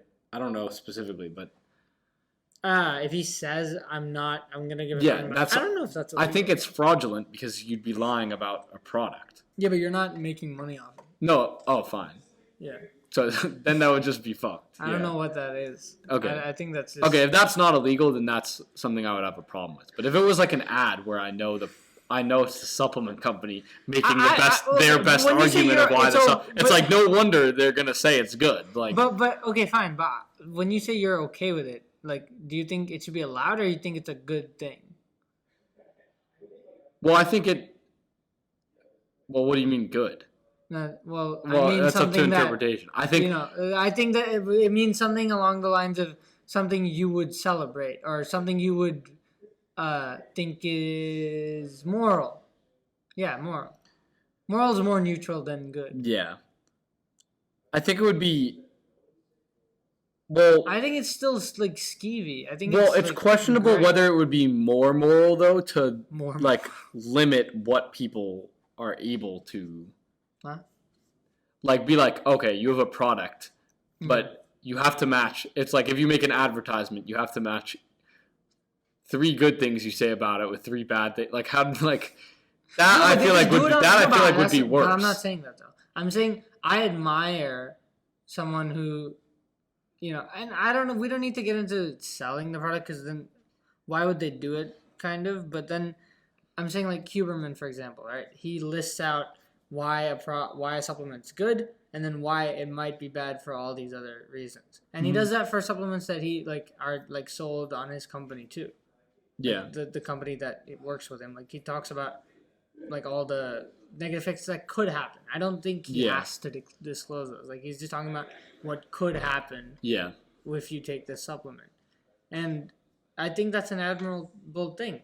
I think that's a moral way of doing it. Yeah. But I think there's other types of manipulation too, where it's like, if I tell you, if I nudge you in a particular way, intending, or because I want you to do something for me, and that's the reason I'm, for example, complimenting you or, presenting certain bits of information and leaving out others. I think, obviously, that's something anyone should be allowed to do. I'm not saying put limits on that, but I'm saying it's not a good thing to do. It's not an admirable thing to do. Yeah. It's not a virtuous thing to do. And it's something I try not to do. Obviously, it's impossible to do 100%. And I don't even really criticize people that do it unless they do it excessively.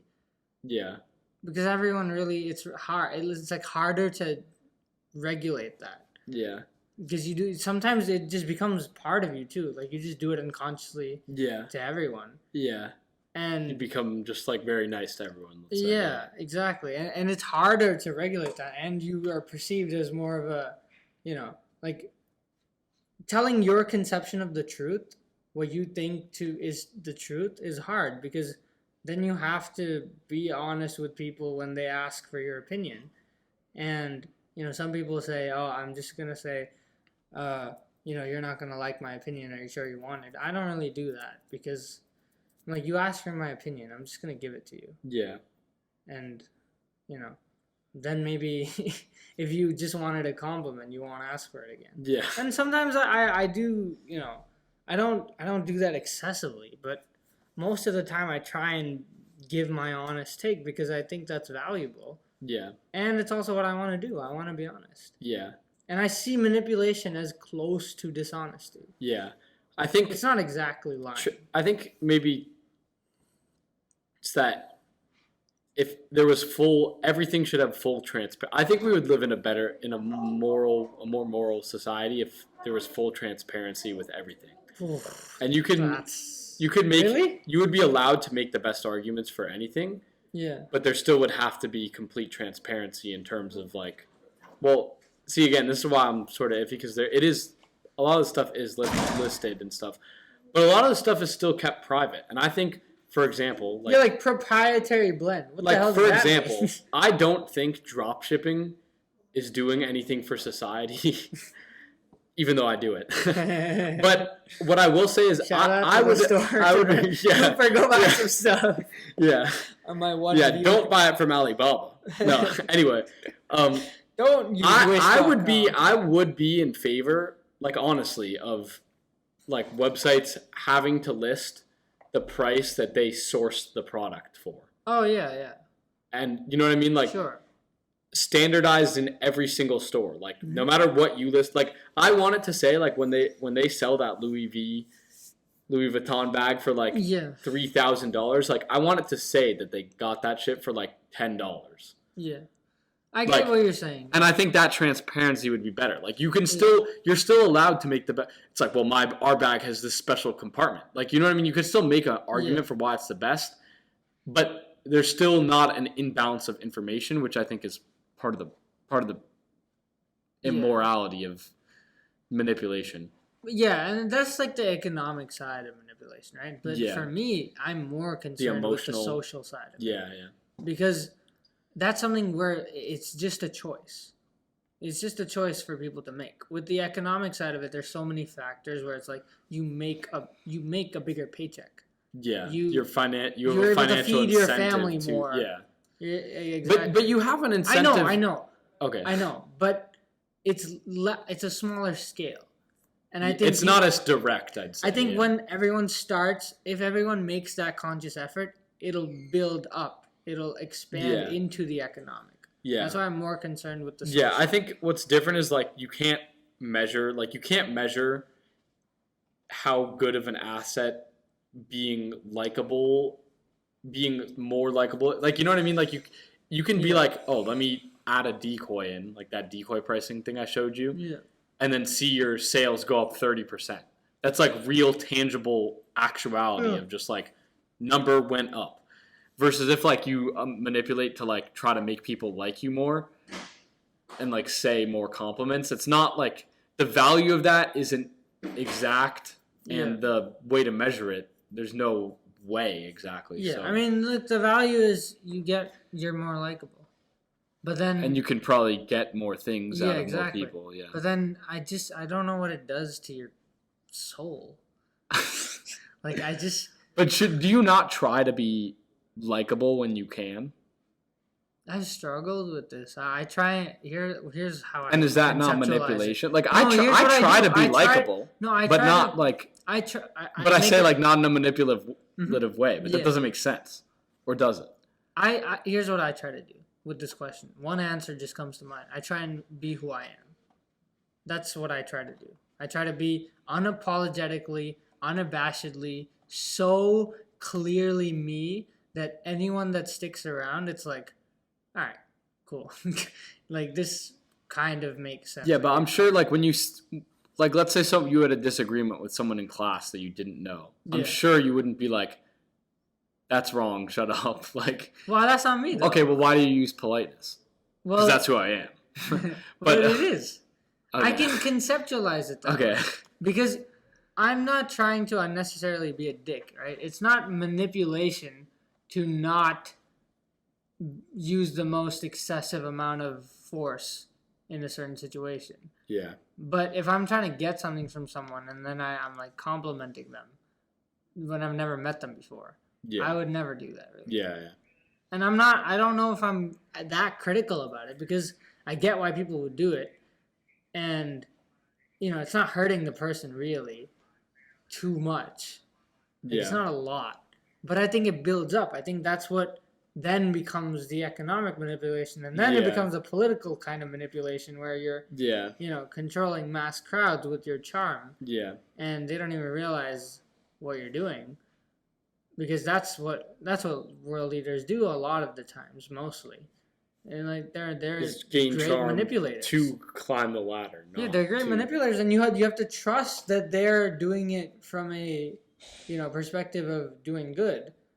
But that's why I feel like the only time I wouldn't, but even if I had to, the only time I would ever try to run for a spot in politics is because I believe it's like the only alternative to just destruction, basically.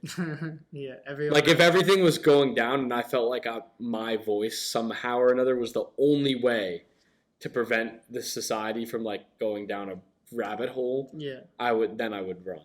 But again, JP's talked about the fact that like he can do more from what he's doing now than running for office. Yeah, that's true. Yeah, and so it's like. I feel like when they become president, they just get like put in a room, and everyone who's actually running shit comes out, and they're like, "All right, here's what deal. You gotta do. Here's the deal. Here's how it works. Here's what you have control over. Yeah. Here's what you just have no say in. Yeah. And this is how it's been going. And if you want to try and expose this, well, you're in trouble, buddy. Yeah. And I mean, that's hyperbolic, but everyone should actually watch this show called Yes, Prime Minister. Have you heard of it? Mm. It's like a British satirical comedy on how Parliament is run. It's very old. It's like it's in the 90s type show, black and white, kind of, very old. And it's comedy, right? It's presented as a comedy, and I've watched it over the years with my dad growing up. Yeah. Like not a lot, but just one. Like I've seen him watch it, and so I sat down over the summer this time, and started actually watching the show, and it's fully presented as a comedy, but the way I see it is it's one of the darkest shows It's like a Black ever Mirror made. type. But it's not. Black Mirror is intended to be that way. Oh, yeah. I don't even know if this is This is intended to just be funny and ended up being like Black Mirror. Okay, yeah. first of all, the comedy is first class. It's Yeah. elite. It's amazing. It's it's self-aware. It's beautifully written, very well acted. Great show. It's like an 8.7 on IMDb. Yeah. Amazing show. But there's actually a narrative. Okay, so the kind of loose plot line is like this guy who's like the main character, James Hacker, is a minister, and he's recently become a minister, and the cabinet, which is like the all right, wait. Okay, well, anyway, the point is, even though it seems like each episode is a thing by itself, as I started to watch it, I saw, like, at the beginning, he seems very hesitant to get involved in the corruption, and, whenever, and it's all presented as a comedy, right? But whenever something corrupt is, being done, and he's, like, asked to participate in it, he's like, no, absolutely not. And then slowly, he starts to protest less and less. And this is not obvious. This is like not presented as a thing that's actually happening. That's a plot line. Right, but it's there to see. It's obvious enough that I picked up on it. And I was like, oh my God. Yeah. This is...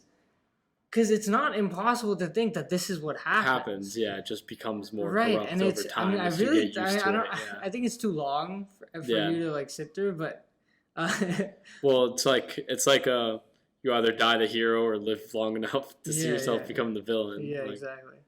I mean, it was strange for me because I just sat down to try and watch it. I was like, oh, this is a comedy I've seen my dad watch. Let me try and watch it.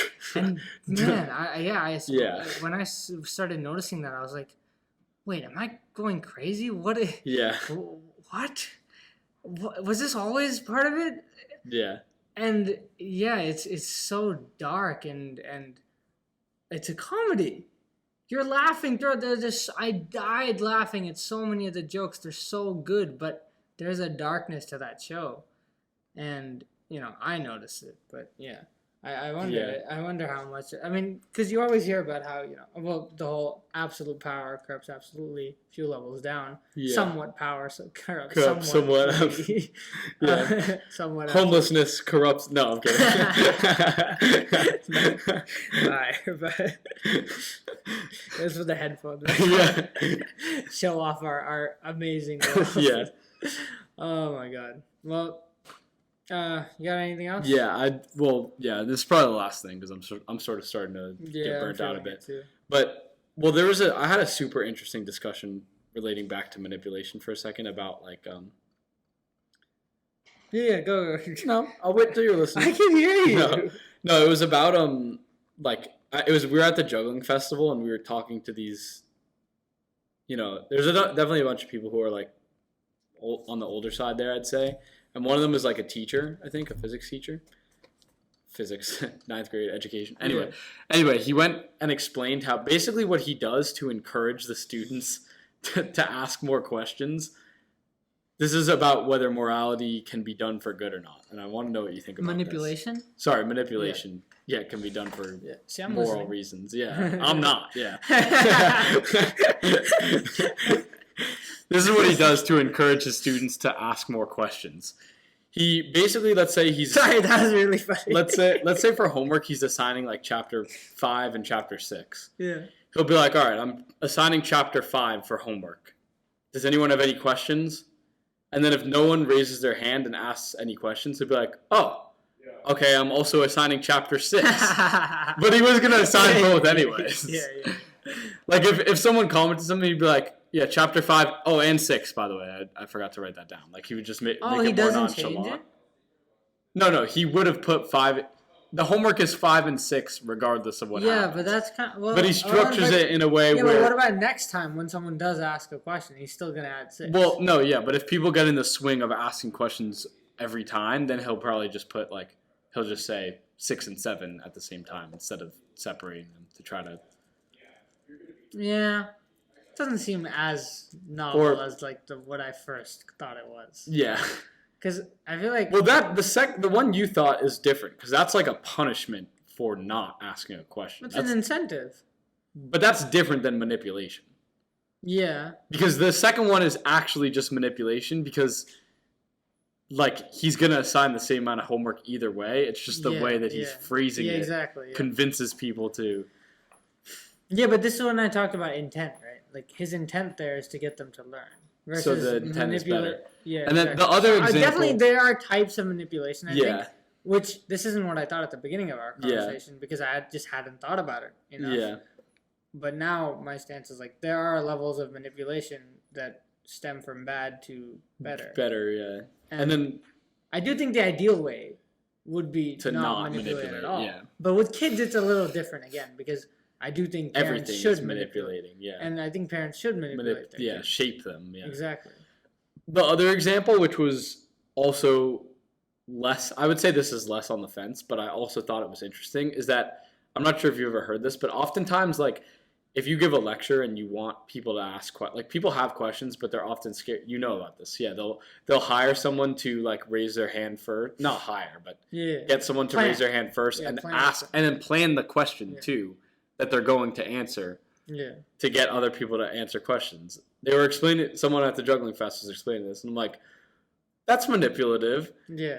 And they were like, yeah, but it's what... And so my dad said his rule was basically the manipulation... I mean, not an absolute rule, but just what he came up with was the manipulation is okay if the people who were being manipulated would later be informed that that was manipulation, and they would still be okay with it. And in that example, he was like, if someone... He was like, so like, right, like, let's say you asked the second question because the guy before you asked the first question and you felt more comfortable. Yeah. And then later you were like, oh, by the way, that question was, like, planted there. Yeah, I got your explanation. Oh, sorry. But as, like... But do you not agree with that? I don't think you need that to make it okay. Oh, so you think it's sufficient? Yeah. Condition. Because the intention there is just to get more people to ask their questions. And honestly, I think what the actual intention is to get them to ask the questions they actually want to ask. They're just too afraid to make the first move. Yeah. And so I don't think there's a malicious intention there. What do you think about... But I guess your dad's conception is manipulation by itself is a problem. Which, I mean, he raised you. Well, manipulation... yeah. You better have been completely neutral from birth. Yeah, I don't think that happened, buddy. Yeah. What was I... Oh, yeah. Well, what do you think then about people who hire, like, people to wait online? For a store. Wait in line? Yeah. Like... They make an artificial line to give the appearance of more demand than there is. Oh. Because if you get baited by that, then that's your fault. That's so weird because intuitively I think less people would come because... The line's longer. Yeah, exactly. Well, no, or maybe they will, like, pay people to make a store more crowded. Or at first, and this is a real thing, like, when they had, like, before they had, like, movies and, like, live streaming and everything, they would... And, like, especially TV shows where, you know, they have those fake clap and laughing tracks. That's interesting. Which I'm going to get into in a second, actually, is they would have people planted for applause and laughter in the auditorium. How do you feel about that? I don't know. That's an interesting... Because it's more subtle and it's more... But I don't like it. Because I think applause... should be authentic. What does should mean? Yes. No, I think it's interesting.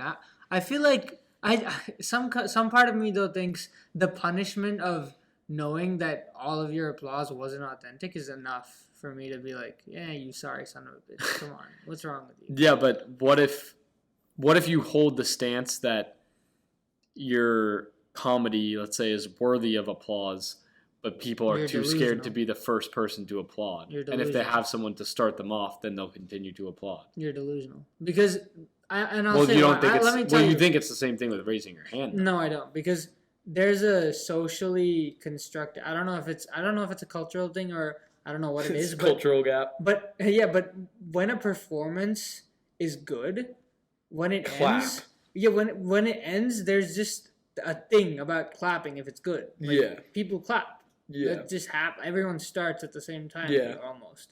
Whereas raising your hand to ask a question, Well, there's so many more factors. Well, maybe what about a standing ovation? Because I definitely notice that I'm rarely like the first one to stand unless I have like a personal connection to that person, even when I feel like it warrants a standing ovation. Then I'd argue. And I wait until a bunch of other people to stand first for me Yeah. to stand. But then I'd argue every real standing ovation, the performance was so good that whatever fear someone had of overcoming Was that, less. yeah, exactly. yeah. They just overcame it. Now you could say maybe that one brave person wasn't there. Sure, you got unlucky. You didn't get a standing ovation. Okay, fine. But just keep going. Like, Yeah. why is it that important? But I think the worst thing you can do is manipulate that part because I think it's a special thing to have a crowd appreciate it completely authentically. Now, I don't think I'd condemn someone for doing that. Right? Yeah. I just would judge them for doing it and judge them harshly. Yeah. And I also feel bad for them because I know it's just going to stick in their head. Like, Yeah. there's no way if You they can, actually your care applause about the isn't applause. authentic. And they're- yeah, and they- you're if not, they and you're actually not care like about- yeah. annoyed. Yeah. Yeah, exactly. You're never going to know. Okay. And then it also feeds this idea of like, well, no, I deserve to get applause. So that's why I got the applause. I didn't need the... Yeah. Why'd you have it then? Yeah. Well, then, because I... Because the brave guy wasn't there. Every single time. For 3,000 attempts straight, the brave guy just didn't come. Yeah, It's like, yeah, okay, buddy. Yeah. he's got COVID. Yeah. yeah. Yeah. He's got the Omega ultraviolet variant. Yeah. He's had it for 30 years straight. It's long COVID. Yeah. It's extra long. Yeah. It's long COVID. Yeah. Oh my god. Yeah. Okay, last thing I'll leave this with is, though, another interesting thing, though, is it is crazy, though, how easy manipulation via social proof is, which is, this is what all these examples are, right? Like social proof, like increasing the lines to have the higher demand. That, like, the reason that they still use laughing tracks on TV shows is because, let me ask, like, when you hear that, you're like, this is stupid, right? Not all the time. But I think that's But when they because add the laughing tracks, you're not like, okay, let me fucking laugh if I think it's funny. Like, this is... I do, but Right. it does sound like Friends, for example, right? Yeah. It's so iconic with the laugh track Yeah, that yeah, it would I actually understand. take away from it. Yeah. So I think, like most things, it's like how you do it. Yeah, that's true. And like sometimes in Big Bang Theory, for example, it gets annoying. Yeah. It's like I think if you didn't find a joke funny, and there's a few layers here. So it's like if a joke was funny, and again, what do you mean by was funny? It's a subjective thing, but is a good quality joke. You can define what a good quality joke is. That would make most people laugh.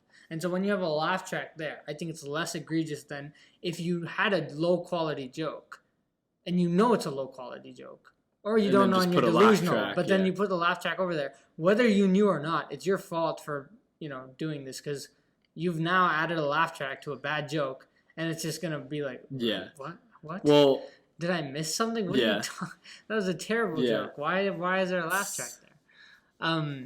I think, but what do you think about the fact that live audiences were actually a thing for a lot of them? A lot of... The shows. And that people In the actually past, just laughed when they people laughed. Yeah. I mean, I do Well, they do get primed.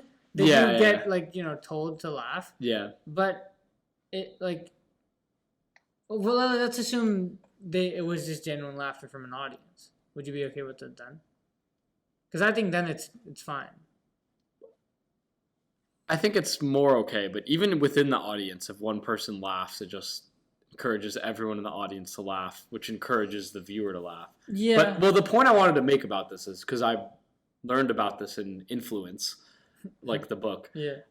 Was that No, it was an influencer marketing course. While everyone agrees that, while it's often a commonly held belief between people that like the laughing tracks are stupid and don't make it more funny, when they actually like study and interview people after and measure how much they laughed, etc., people find it more funny. Yeah. People rate the show as higher. Yeah, exactly. It's like even when motherfuckers know that they're being like manipulated, they still aren't able to like detract from it. Yeah, and that's what I was saying, right? Like Friends, the way they do it, it just works. I don't know. Maybe it's because the jokes are just high quality throughout. Yeah.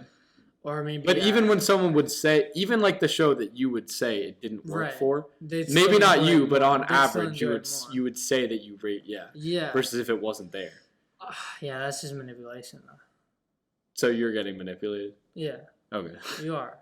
And I'm not. No, I'm kidding. No, whoever like rates it higher is getting manipulated. Yeah, not me though. And I think there is something more authentic to just letting the joke make the laughter happen. But then you think about the fact that comedians, when they do live shows, they have a built-in like. So because I wouldn't think Zoom comedy is the most authentic way to do or like doing comedy in a empty space with just a camera is the most authentic way to do comedy or anything. I wouldn't think that. Yeah. But then by that doctrine, the people that are laughing are influencing everyone. Yeah. And it's collecting this high line. Yeah. But I think that is something beautiful though, where it's like everyone's in this experience together, and the comedian's like taking you on a journey together. Yeah. Because it is different when you're in person watching a show. And you like it when everyone's laughing together. Yeah. And so I guess it is like manipulation can be used in positive ways. Yeah. I think that's what we've come to. Like there are levels of manipulation. And some of them are good, some of them are bad. Intention matters. But there's a lot of gray area. Yeah. I think I'm going to compliment people to make them feel better. I try not to do that too. I think I'm going to compliment people to bring the best out of them. Yeah. Sometimes people just need a little... Because that's a good intention. Sometimes people just need a little encouragement. It's crazy how far a little encouragement goes. Yeah, no, literally. And it depends on the person too, but I mean, I struggle with this because I want to be authentic in who I am, but then... So that's why what I try to do is... Because this is something a lot of people do too. When they actually do want to compliment someone, they won't. Yeah. Because they feel stupid or they feel And I try my best to make sure... When you get the urge I will make sure I will tell them, even if it feels awkward or I'm like, no, this is awesome. Yeah. This is very cool. Yeah. I really like this. And they're like, I got it. No, this is really cool. Yeah, it's not letting you slide with saying, I get it. No. I'm telling you, this is not a throwaway compliment. I impress that on them. Yeah. And so that's how I kind of make up for that. But I'm not sure either. I mean, we're figuring this out. Yeah, do some research. Yeah. Practical. Understand research. The history of comedy. That's like historian. Yeah, historians just do that. Like, I swear. Like, when they don't understand something, they just look up the history of that thing and then pretend like they fucking understand. Posers. Yeah, it's like, well, laughter actually started. It's like, bro, you still don't know, though. Yeah, like. What are you talking about? Yeah. I don't give a shit about Plato. Yeah, I don't care when the first laughter occurred. Like, tell me how to be funny though. Like, can I just say I'm actually gonna develop Manu Sandcastle into a real thing? Yeah. Like, I swear to God. Wait, can I bring something up about that? Sure. I'd have to tell you this because we're done. Okay. I told Cooper this, and I don't think I've told you yet. I couldn't believe this actually happened, but basically, you built a sandcastle. No, you're gonna be like, how is this possible? Really? I'm excited now. I was at the juggling convention this year, and the guy who's like consistently considered like the best juggler was there this year. Yeah. He had his own like 1 hour show that he did twice. Yeah, just him. Wow. Yeah, like for an hour doing like juggling tricks. Like he's widely considered like there's like a rank like top 40 jugglers, and he nearly consistently gets voted like number one because this guy's like incredible. Yeah. And he won like some award this year. And when they brought him out on stage, they gave him the award, and they like normally they give like a little like speech or whatever. And so he was giving his speech, and he talked about the juggling community. It's called the IJA, and he was like, he got into it when he was a little kid. Yeah. And he was like, I had a lot of different interests when I was a kid. Yeah. I had juggling. I had, like race cars or whatever. Yeah. Like, he brought up like 3 other things, and he was like, I liked building sandcastles. And I was like, no way. I was like, no way, dude. Because we were talking about like useless things to do. Yeah. And like he named like 6 useless things, including juggling and sandcastles. And he was like, and then he was like, and here he is at the top. And he was like, and the reason that I didn't go into sandcastling. Yeah, literally, he was like, the reason I went into juggling and not sandcastling is because of this community that was just here. Yeah. Like, it was because I didn't get introduced to, the World Sandcastling Association, and instead got introduced to the International Jugglers Association when I was a kid. Yeah, and since I just had that group and it was there, and it was so supportive and everything, I stuck with it. Exactly, that encouragement. I mean, it's the same thing with teachers, right? Like, oftentimes you'll see the people that like a subject the most. Yeah. It's because they had a good teacher in that. Yeah. Like, I find history fascinating a lot of times because it's basically stories. Yeah. That's what it is. Yeah. But I never had a good history teacher. Coopers. Even Coopers clicked off. Yeah. That's fine. It doesn't matter. But yeah, I never had a history teacher that really was passionate about it. Yeah. And the reason I love podcasting is because I'm so inspired by people like Joe Rogan, Lex Friedman. Yeah. You are shaped by your environment and something inside you. I think those external factors just call that out, and there could be multiple things inside you that could be something that you're drawn to, and the thing that draws you out the most, that's what you're gonna end up doing. Like your guy, he loved juggling, and he saw a great community of jugglers. Yeah. And he did it. And here we are right now. I'm doing this podcast. Yeah. A bit late for me because I've at least wanted to do it for like 6 months, but here I am, and it's awesome, and you're very important to that. Thank you. In making that happen. See, I'm happy to see you succeed, not for my own personal gain in any way, just because I like it and enjoy it. I enjoy it. Fuck. Just because I don't enjoy it, I'm completely neutral on it, but it would be cool to see you succeed from a non-selfish perspective. Yeah, but even giving that compliment, like, there's a little, feeling inside of, cringe. Yeah. It's not wanting to say that. Yeah. Something's just there. But I'm like, I squash that thing every time. I'm like, there's no room for you. It. Yeah. There's no room for you here. And so I really appreciate you pushing me to make content because I really want to do it. Yeah. And so, thank you. Yeah, I think it deserves to be heard. So. See, even your I can't. Your tenor dropped. Pussy. That's gay. How do we make this podcast more masculine? No. Well, on Discord there's a meme funk music of Giga Chad. Yeah. On Discord there's a meme where every time anyone compliments anyone, you're obligated to respond. That's gay. Thanks, man. There's this guy Marcus Veltri who does Omegle piano. Anytime someone he'll play the most, they're can you play the Mario theme song? And he's like, oh yeah, insane, insane melodies hand while beatboxing, blindfolded, everything, and I'm not kidding. Doing back. And then after they'll be like, bro, that was insane. And he'll just be like, thanks, man. He just does not. Yeah, he deflates the compliment. He can't. No, I get it. No, he doesn't deflate it. Bro just doesn't know how to take it in. Yeah, okay, so he's not doing it on purpose. Yeah, but, and there's no way to compliment or receive a compliment without it like you said some people having that piece of cringe. Some people are narcissists. Okay, other than narcissists. Yeah. Other than me. No. Some people are just healthy too. Yeah. Yeah. No, it's weird. I don't take compliments well too because I always try and instantly deflect to something else. Yeah. And I'm but maybe I don't know. It's something to think about. Yeah. Something to talk about later too. Yeah. I think because it also relates to authenticity. Yeah. Yeah. It's are you just more authentic or are you just being annoying? Yeah. You know. Yeah. Yeah. But I think we're about done. Okay, yeah. We got quote of the day. I Here. won't say it's been real. It's been.